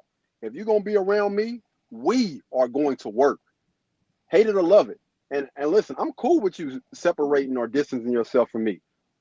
I'm willing to stand on that because I rock with you and I love you that much. There is no way in the world somebody's going to be around me and remain the same. So going back to how people are being raised and everything like that, I think that Kiki Palmer, I think that she learned a lot, but she learned how to maneuver as well. When I'm around certain people, I'm going to act a certain type of way. But when it's time, man, listen, I'm going to let it all hang out. That's when I'm going to take my damn mask off. I think there are, sorry, my background may get a little loud, but I think there are people where you feel a little more, well, people say that people have many faces. So they say when you get around certain people, kind of like you're saying, Katie, yes, certain things may quote unquote be brought out, or you feel a little more free, whatever the case may be, when it comes to that. So, I mean, that's part of the reason why I feel like men have a problem with women going out with their girls for girls trips and all that, because they feel like that mold gets broken when they're around certain people. So, they have that issue of their girl leaving or going out with certain women. But I do also feel like with the whole it starting in the home thing, maybe a little bit. Maybe a little bit. I'm gonna be honest. I lost my train of thought. I will come back if I get it back. I don't think it's like you said. You addressed about the guys don't want their girls going out to the club and stuff. I don't think, or girl trips. I don't think guys have a problem with a woman doing that type of stuff, I think it's not about what they're doing, it's who they're going to be doing it with. Because it's like, do you really want, if you're married and your three homegirls are single and y'all going out to the club, do you really think you think that night gonna turn out well? Yes, because if you guys are all adults, what single women are doing has nothing to do with a married woman. You know that you have a commitment to a certain person, and whatever they're doing has nothing to do with you. Yeah, but your man could probably think like, hey, she might influence you. Then you think you have a weak woman. Simple. If you don't think that your woman can handle that pressure going out with her friends, being away from you as a man or husband, then I think there's an issue there. But I don't I'm a, necessarily I'm think it's not. I don't think it's necessarily saying that his woman is weak minded. He's just trying to look out for her and her best interest because it can get into a situation where she does something that can cause harm to her, and so then here's the thing, right? now you got Here, him being upset with her. so here's the let me butt in real quick. As a man, I think that one of the number one things that a guy is going to be doing is protecting. And honestly, I'm not allowing my wife. If we're speaking about being married, I'm not allowing my wife to hang around no single women. I'm gonna keep it a band with you because when first of all, what the hell are y'all going out for? And what are y'all going to go do? If y'all going out to I don't know, do something like as far as business goes or whatever, but as far as clubbing, what the hell no. I don't think that a woman that's married should be in the damn clubs any damn way. People go to the club, single people go to the clubs to meet other single people to hook up. And so my wife has no reason to be in that type of environment to begin with. Like if she's even considering that, then yeah, the chances are she ain't gonna have no damn ring on her finger.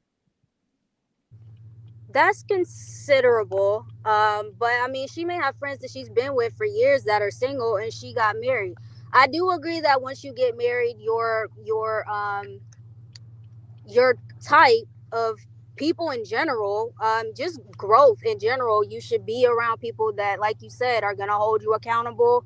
If you're interested in growth, if you're not, then you don't really care too much about having the people around you that are not going to hold you accountable when you're in the wrong and things like that.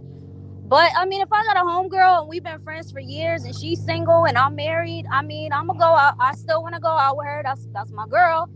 She's gonna do what she want to do. And I'm married, so I mean, more than likely, I'm on the phone with my husband the whole time, texting him what's going on anyway. Okay, and another thing is that like we also talk about is that you don't take advice from a single person because like if you got problems with your man, y'all married, the worst thing to do is go to your single friend and ask him for something. Because, like you said, if you and your friend have been tight for years and you're married, I will not, I will not even have the thought of going to her about a problem because all she's going to do is give you the worst advice that you can possibly think of, and then you try to use that in your discussion or argument with your man, and then it backfire on you, and then you're gonna be upset with her about what she said to you to say to your man. Like it's just it's a because like I said, there's nothing wrong with having single friends. It's just I just don't prefer going out with them.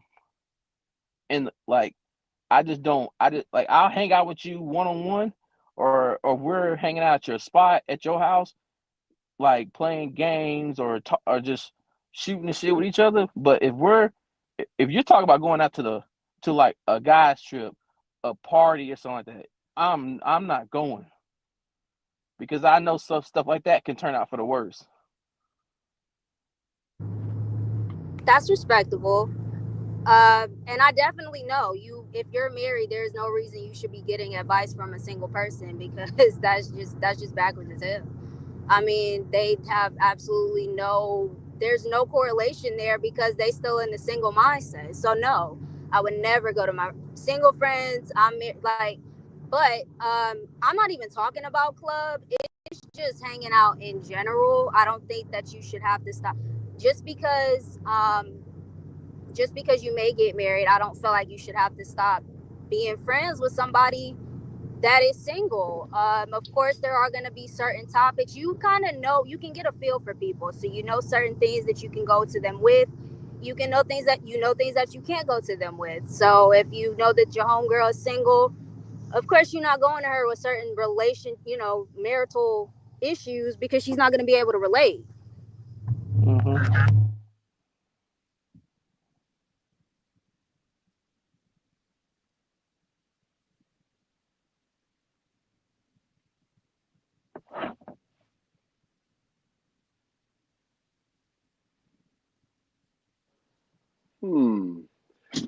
Interesting. I've actually put I put another video down in the comment section. If you wanted to pull that up real quick.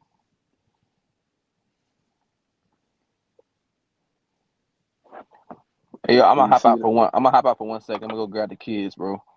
Okay, cool. All right. Yeah, where is it? It's that last clip. So this clip is about Apryl Jones, and this is pretty much like the main topic of this evening. Miss Apryl Jones. I don't know if you guys are familiar with Apryl Jones. She's dated a lot of celebrities. It's Amarion's baby mama. Mm-hmm. Yep. I think she's And dating Tay Diggs right now. I think.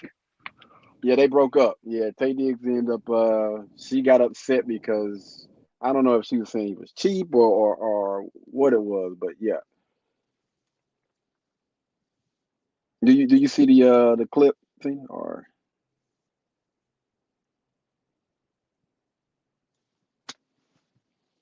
All right, I'm back. Yeah. Can you pull the clip up real quick? It should be in the chat or in the comments. But yeah, so this is Miss Apryl Jones, man. Miss Apryl Jones. She's as you heard, it's 3 guys that I know of that she's been with. That's the other thumbnail that's on this entire stream. Now, just keep in mind that Miss Apryl is about, I believe she's 37 years old, and I know that she has a child, a child with one of the with the Marion. I don't know if she have a child with Lil Fizz or.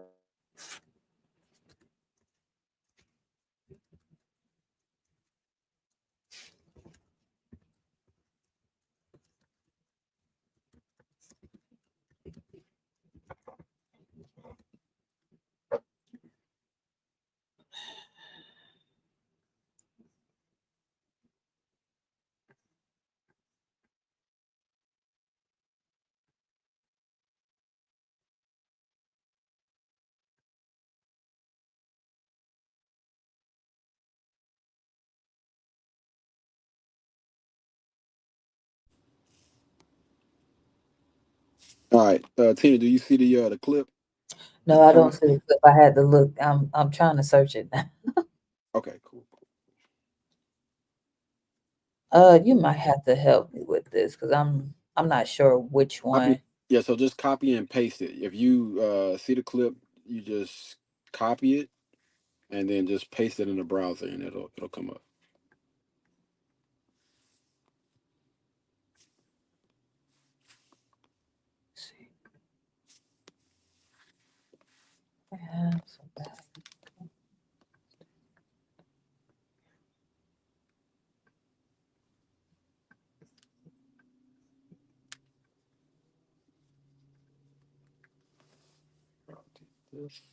My headphones go dead. My headphones went dead. I do apologize, everybody, for the technical difficulties. I'll get it together for next time. That's my bad, my fault. Which one?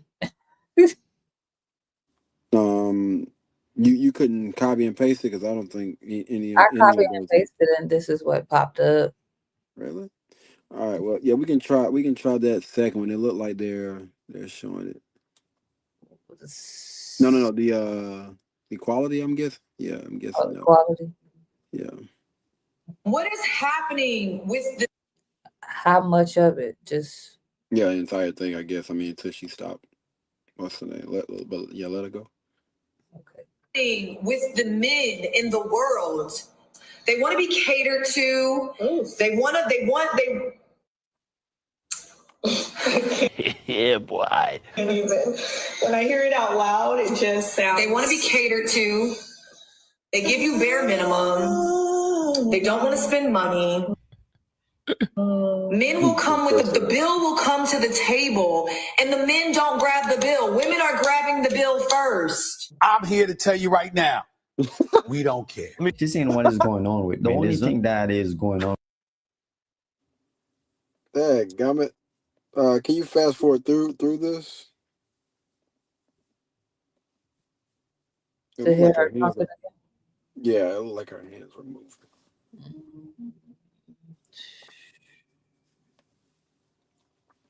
Don't say you're not gonna fly me, but come to New York. Okay, you gonna send for me? Because he could have easily just been like, I want to see you. Can you go I back a will little come to bit? you. I don't know if What is happening with the men? No problem, right? Do you really think that she would pay for a man to come see her? Like, don't say you're not gonna fly me, but come to New York. Okay, you gonna send for me? Because he could have easily just been like, I want to see you. I will come to you. What is happening with the men? I'm sorry.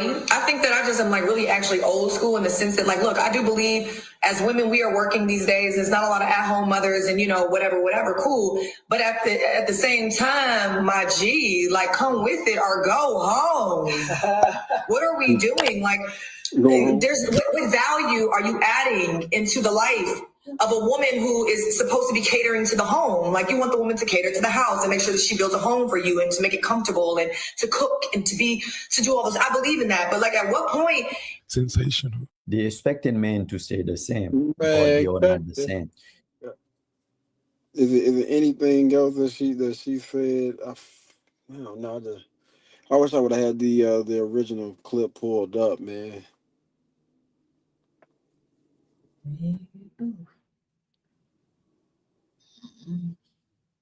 So what you want to do here? Well, you can just give your thoughts based on what you've heard.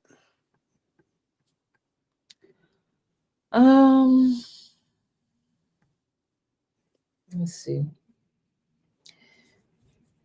Well, I don't know. I couldn't really pay attention, but I heard her. That, like, so I mean, if you're not the type of woman that these guys are really looking into trying to do those types of things for, then no, like, you can get upset all you want to because they're not flying you out anymore or whatever. So it just seems to me like she's upset that they don't see her value. Like, I don't know what her history is or what she used to do or nothing like that. But they just not checking for you, unfortunately. And like, if you, like you said, if you women do work, if you want to see this person, if you want to meet up with this person, pay for your own ticket. Like, you almost like how they said it on Pop the Balloon. BM said he was like, you knew, but he was talking more about like just the traveling part. But if and then the one short hair Haitian girl, she was like, basically, in a nutshell, if you rocking with this person, you gonna make it happen. Like, you aren't always going to, or shouldn't always have to depend on the man to fly you out, pay for the bill and stuff like that. Like, it should be reciprocal both ways.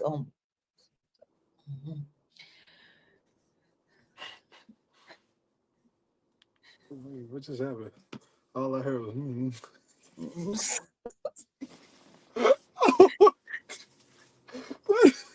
I used to humming. You good? You good? I'm cool. I'm cool. I think It the just biggest. I feel like some of these women just be like, they expect the most when they are actually just giving the bare minimum. They be talking about, oh, what a guy can't do the bare minimum. Like, most guys, come on now. come on. Like, I mean, they could do it, if they really want to, if you that type of person, but like just to be out here chit chatting and dating with, talking with you when especially if they know that you just for the time being and not for the whole time, nah, they not finna do all that. Yeah, I think the biggest thing is expectations. Mm-hmm. You up here expecting somebody to pay for your doggone flight, man. And she's upset because that pretty privilege has ran out. Mm-hmm. Those guys that probably would have been checking for her when she was in her early 20s or whatever, they ain't checking for you like that anymore. All of that, all of that pretty privilege is finally drying up. And a lot of people talk about that wall. I ain't gonna even say it's unfortunate, man, because a lot of these people need this reality check. That's bottom line, man. A lot of these people need this reality check because, again, man, like expectation, like you're expecting for somebody to do these things rather than, listen, I got my own. If you do, I appreciate being appreciative. Like I appreciate the heck out of that. Thank you so much for doing this for me when you didn't have to. Versus, are you gonna fly me out? Like who the hell you think you is?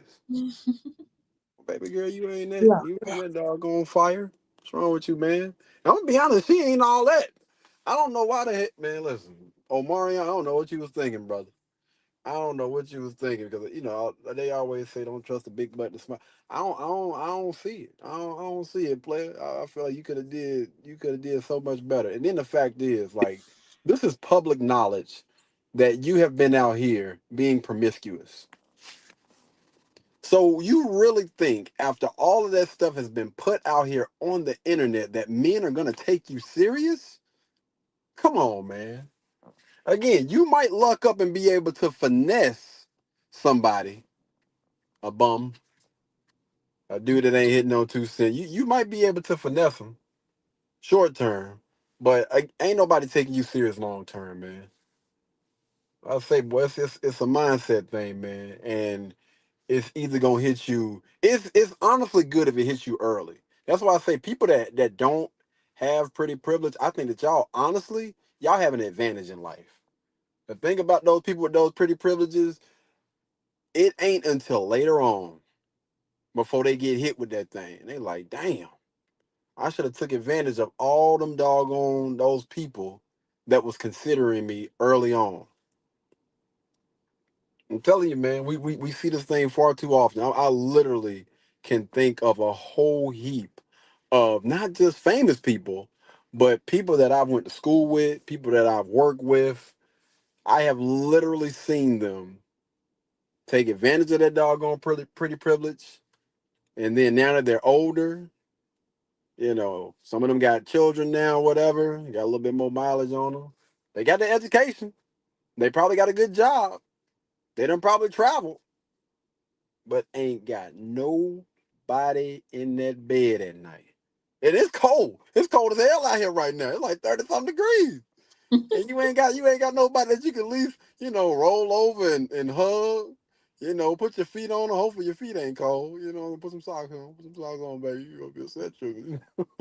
Some damn icicles. But they ain't got nobody in that mother loving house, boy.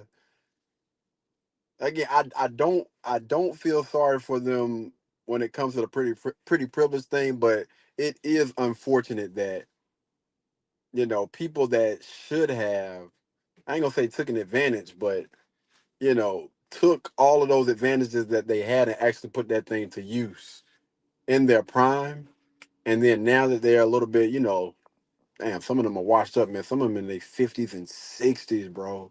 50s and 60s, knowing that at one point in time, you can walk into any room and any guy would be more than willing to do anything that you ask him to do. Just like that. And now you walk in the room, they don't even pay you no damn attention. I'm just thinking about like, I don't know. I don't know how that feels. And listen. Well, good grief. It sounds like it hurt, man. That's a hard reality check. And some people, it don't just gradually happen. It just smack like this, what is her name? April, this April young lady. I think that she just woke up one day and got slapped, slapped with that thing. That dude was like, man, oh, I ain't paying for your damn flight. I don't like you that much. That thing, boy, that put her on factory reset. She was so lost. Y'all know, I don't know if y'all remember that clip, but it's like a lady that got all them question marks around her head trying to figure things like, what the hell? What you mean? Like, damn, you ain't? No, hell no. Good grief. I mean, you have to put the hell in front of it, but okay, all right. Good grief. And you know she hurt because that's why she got on social media. That's why she got on social media. And I'm gonna tell you right now, ladies, even guys, shaming ain't gonna work. It is not gonna work. If anything, it's so many doggone dudes up under that comment section say, you damn right. Ain't nobody about to pay to get you flown out, knowing you done been bust down by Marion, his friend, and Tay Diggs. Tay Diggs? Tay Diggs? Come on, man. What's going on here, dog? Not the guy that was in the best man that got slapped around. Come on, fam. What we doing? What we doing? Y'all talking about y'all want a tall alpha male. Ugh. Brother, what's that? What's that, brother? You can go ahead and put the sponsors up, man. I'm taken back by this whole situation. I wanted to spend a little bit more time. I really wanted to pull this clip up when we had everybody in here, but maybe we'll bring this up on another podcast or whatever, and let Kobe take a little jab at this and What you want me to take a jab also at? at this April Jones situation. Man, April is a piece of work. You know what I'm saying? She's a woman that she thought was high caliber because let's be honest here. She dated Omarion and she dated his boy Little Fizz, and then she dated whoever else she has dated because of Nasty work. because let's be real, because Miss April Jones had some work done. So Oh. she wasn't like that. Because apparently, from what I see, in when Omarion had made his return back to the music scene, he had a video that came out that she was in, and apparently I didn't see nothing back there. Oh, I did see those little pictures, them little side by side. I ain't really paying no attention. You know what I'm saying? Because little flapjacks, ain't nobody checking for them little flapjacks. Listen, But I I'm was trying to tell like, you, bro. dang. Trying to tell you, bro. You think? Listen, the work that women put in on the work that these women want to put in on themselves when it comes to getting these cosmetic surgeries. I understand that it's to try to enhance your look or fix the defects that you feel like that you're not happy about, or the flaws that you do not like about yourself when it comes to your body personally. But come on now. Let him cook. Let him cook. I'm just saying. Yo, that's crazy. I didn't know that she had work done, dog. That's crazy. But I can see it.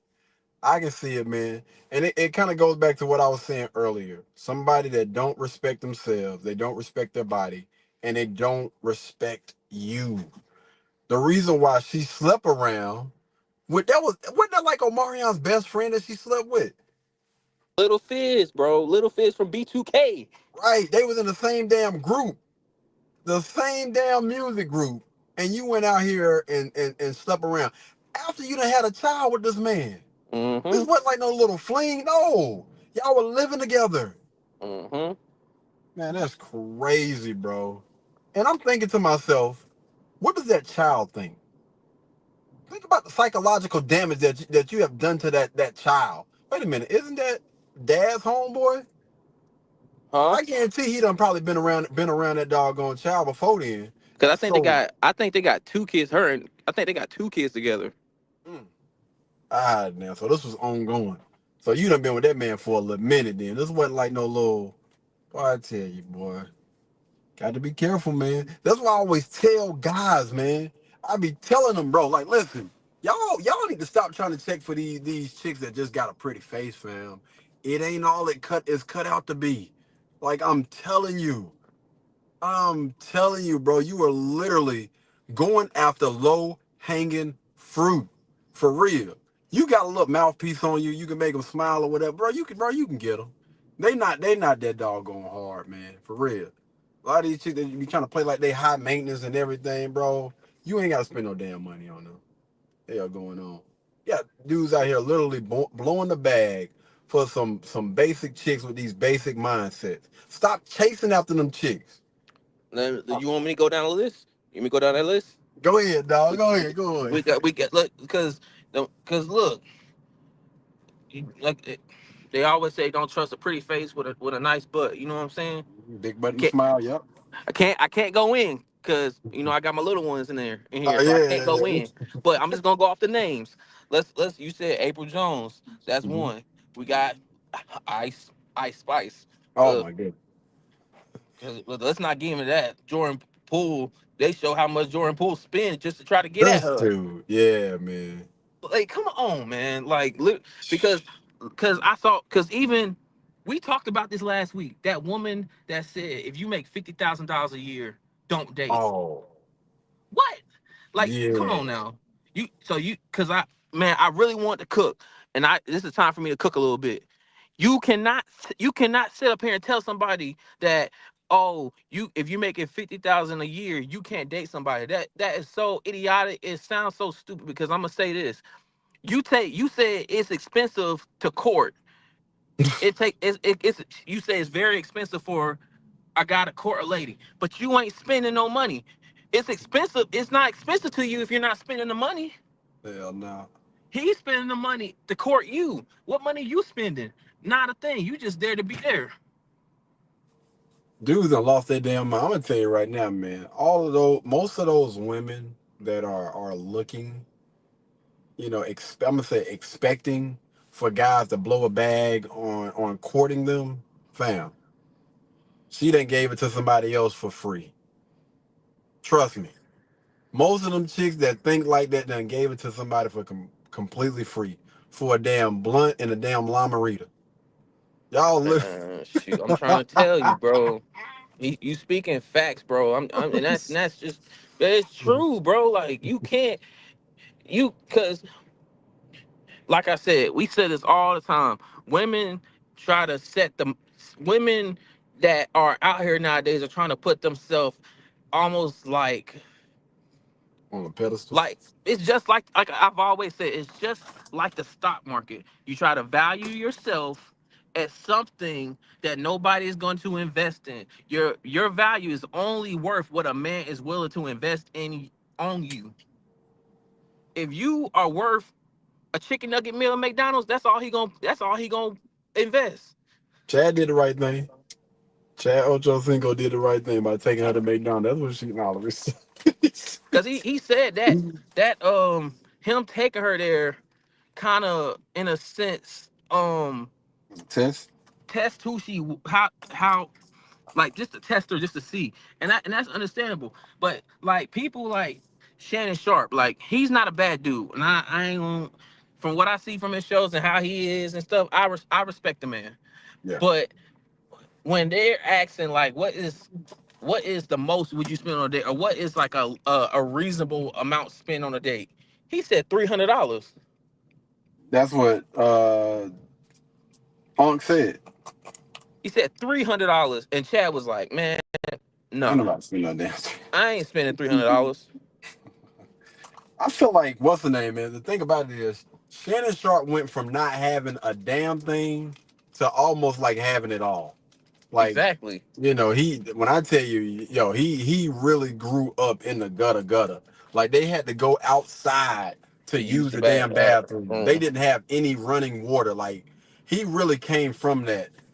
A lot of people talk about it, but this mofo actually like they lived it. That was like real life to them every day. He didn't even know people had damn running water. That's crazy. And he said once because he said he went somewhere, it was either football camp or something like that. Mm-hmm. And he said he got to experience showering with running water and all this stuff because he's not used to it. Yeah, it was a visit, a college visit. Yeah. Yeah, they were recruiting him. And that's what I'm saying because and I get the whole thing when he said like when you used to eat something when you was a kid and it was a struggle meal, you're not gonna revert back to eating that at all. Yeah, no. And I understand that, but man, come on now. I And wouldn't call it. especially one thing I don't necessarily agree with, but I understand. But he said any woman that he dates that he starts to date and consider them and they agree upon to be official, he said he takes care of their bills. And He got I'm it like, though. I was Yeah, like, he you got got it. And it. even if she stopped, you still got it. Even if y'all stop dating, you still got it. But I just know for me, I just don't see myself doing that. Yeah. That's why I say Unc a little. I mean, and you can tell through the conversation that he be having with Ocho, man. Cause Ocho still like understand. I feel like Unc making literally millions of dollars, and he's been making that for a long time. So he don't really understand. He don't understand when it comes to like average people. You know what I'm saying? Like I feel like Chad is a little bit more understanding because he's a he ain't going out here just blowing money just to be blowing. Like ain't taking care of who damn bills. Like Because hell no, not he unless. spoke about it. He spoke about it. He literally spoke about it. He said, when I got my first NFL check, he said, or like I think when he got I think it was his first year, he was a rookie. He said he spent the whole thing and he had to borrow money from one of his teammates. And then when he got the money, he gave it right back. And that taught him a lesson about learn how to save your money and keep your money. That's crazy. That's crazy. Again, that's why I say I think it's better for people to get them life lessons early on because if you don't get them things early on, man, the later or the longer it takes for you to get some of those lessons, the worse off you're gonna be because you're gonna fall a lot harder if it take your butt, until you get to your damn late 30s, early 40s to get some of those life lessons that you should have got early on. Mm-hmm. I'm telling you, man. I see so many people crashing out, you know what I'm saying, because of that.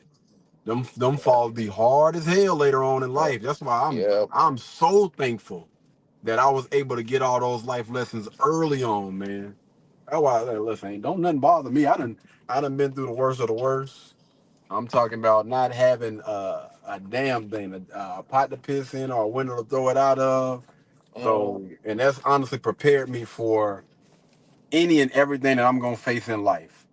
Facts. When you're dealing or when somebody has pretty much lost, I ain't gonna say pretty much, but when somebody has lost everything and still been able to come back from that, man, listen, this is a walk in the damn park, dog. Walk in the Facts, damn park. bro. Facts. And that's why, like, anybody that want to talk about the rough times and what they had to go through, man, I tell people anytime, any day, you can say whatever you want about your tough times and the way that you grew up. And I tell anybody, man, the rough times are the best times. The Mm-hmm. times that you don't have what everybody else have, man, it's fun. When you want to go to the pool and your parents come up with a better idea by putting like a sprinkler where you can run through or they spray you with the water hose and stuff, man, come on now. It may not be what you wanted, but you got something out of it. You got a moment and you got a memory that you can cherish for the rest of your life when it comes to the times that you felt like it was rough. Man, Bottom. I don't care about none of that stuff, man. I love like I said, we got everything that we needed as kids, but if I didn't get it, man, it is what it was. Make the most out of what you got, man. That's what a lot of people, they lack when it comes to that. Make the most out of whatever you got, whatever God bless you with, man. You need to learn how to be happy with that. I'm not saying be, content and not look to get more, but listen, if this is all we got right now, I'm thankful. This is a blessing. I'm gonna enjoy the heck out of this thing. Now, when it's all said and done, I'm gonna try to figure out a way to get more tomorrow. But right now, in this time, I'm gonna live it. I'm gonna enjoy it. I'm not gonna complain about it.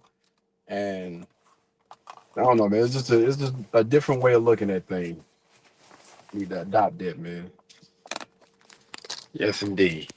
Indeed. Anybody got anything? Tina, you got a little quiet over there. You good? You ain't over there eating ice cream without us, did you? No, what do you mean? Ain't no ice cream in here for real? No ice cream? You got no ice cream? No, Got no brownies? no.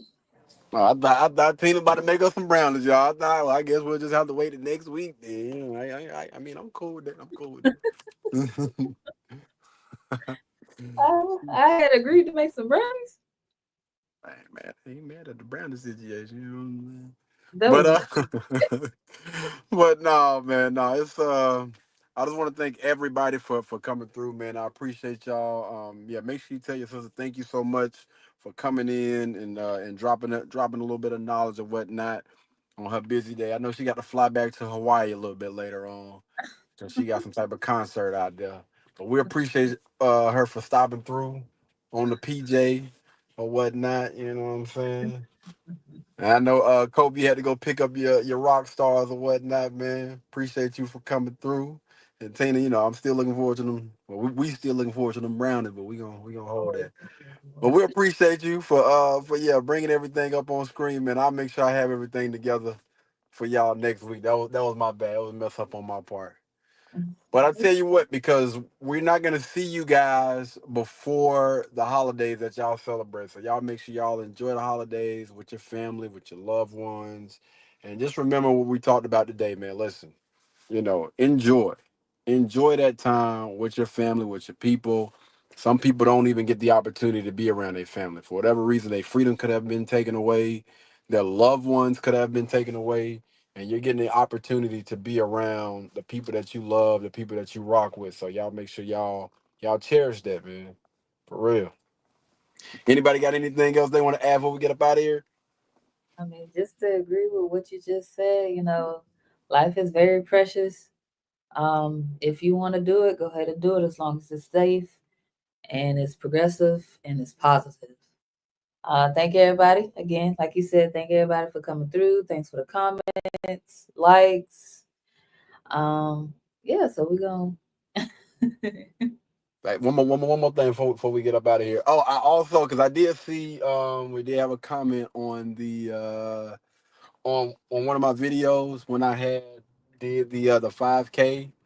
My official time. I'm trying to make sure I got this right because there was a lot of people that was asking about my time. So my time, it started with somewhere around 32 to 35 minutes. It took me to run a 5K. For those of you that don't know what 5 kilometers is, don't worry. I didn't either.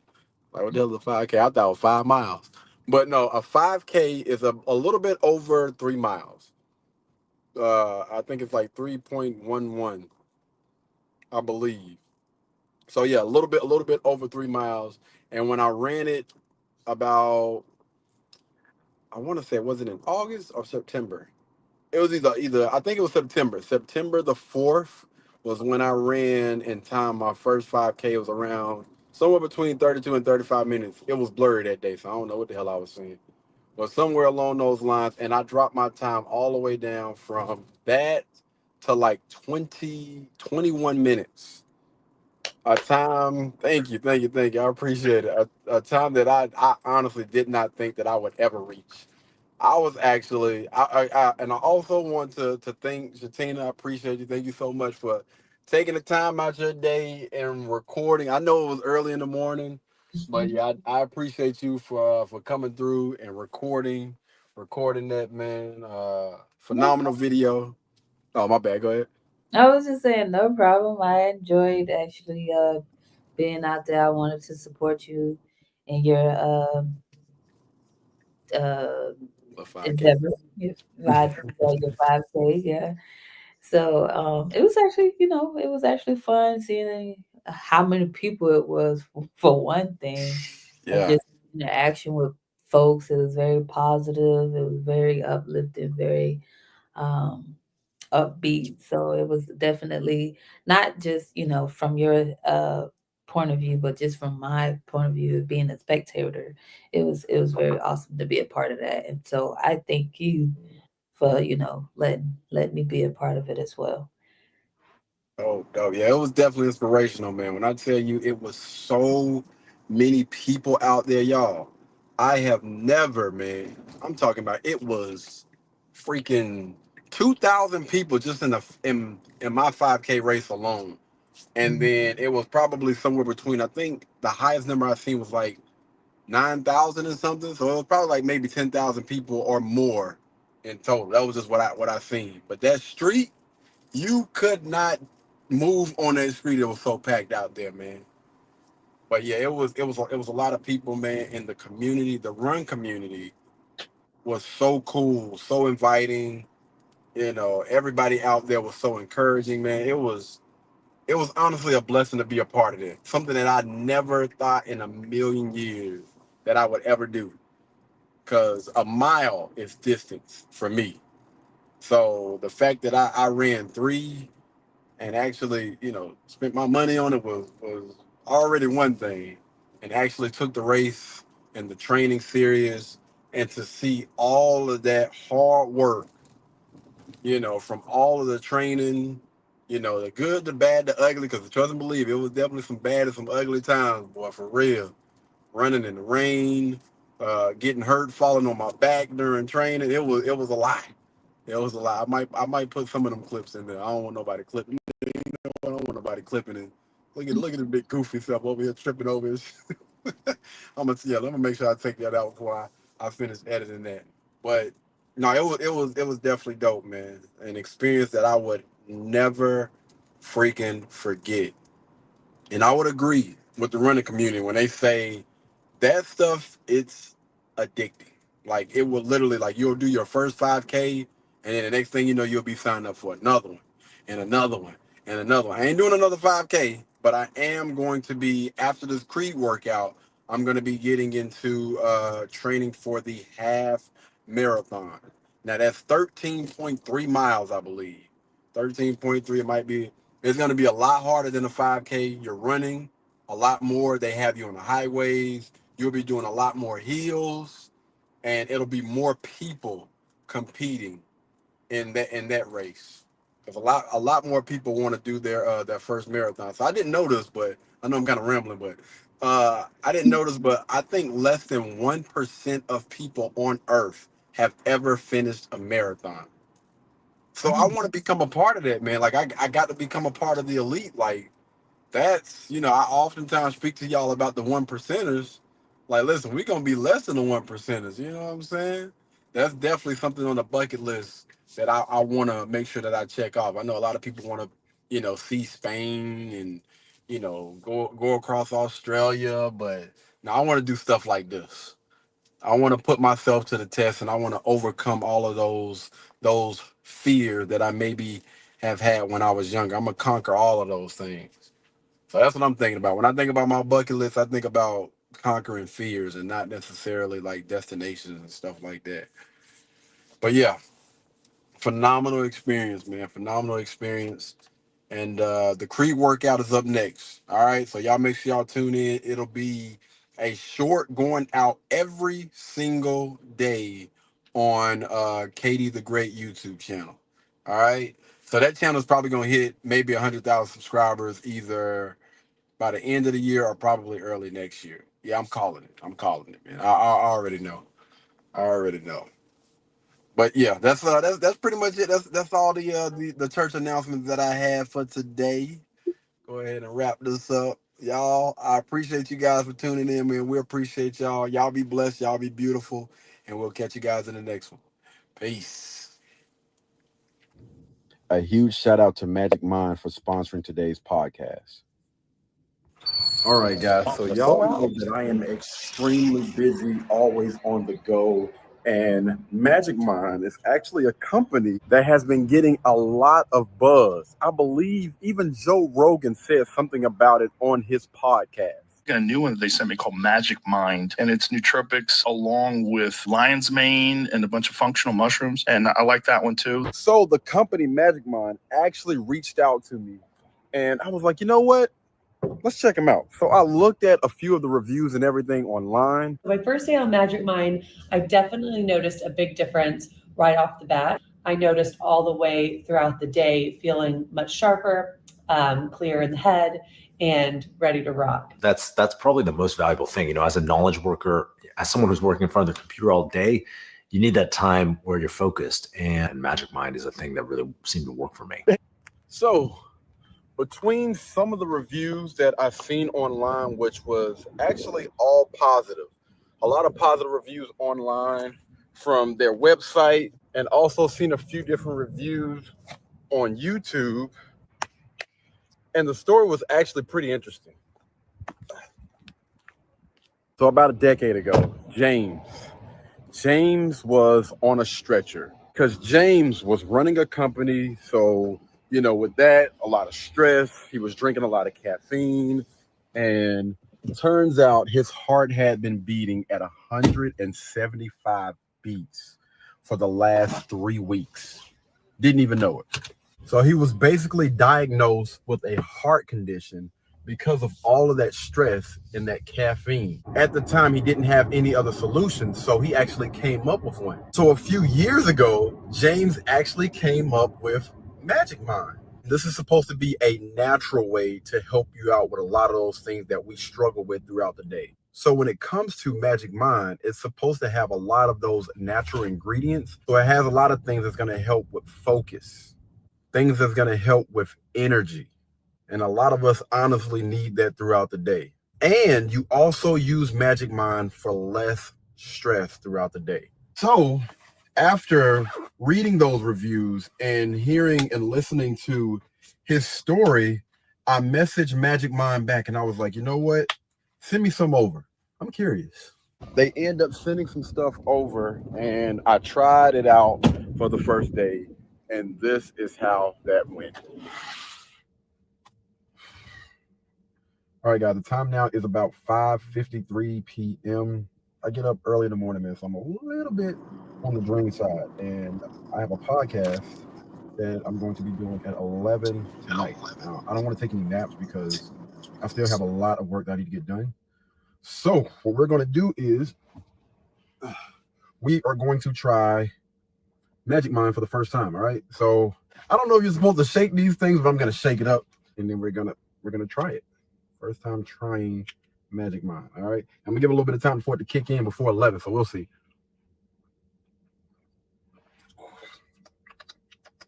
Mm.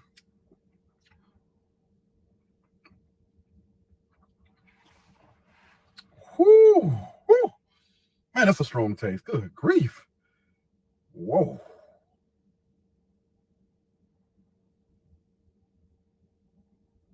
Okay. All right. To be honest with you, it was strong like while I was tasting, but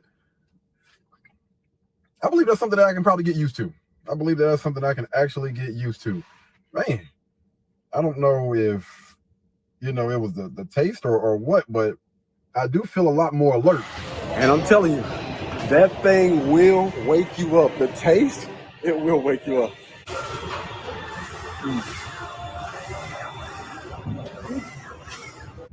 So for you to see all of the real benefits and stuff from Magic Mind, they recommend that you use it at least for 5 days before you really get a feel for how well that thing works. I haven't made it to that point just yet. I'm only a day in, but I will give you guys an update a little bit later on to let you know how this journey has been for me. But there will be a link down in the description below for you guys to go and check out Magic Mind. Once you guys do order, y'all please tap in, comment down, and let us know how Magic Mind worked for you. All right? Until the next time, man, y'all be blessed, y'all be beautiful, and I'll catch you guys in the next one. Peace. Blueberry, Burberry, button-up. Tan skin, mixed race, buttercup. Canada weather, got a bundle up. I'm tryna work, she hit my phone, she wanna, whoa.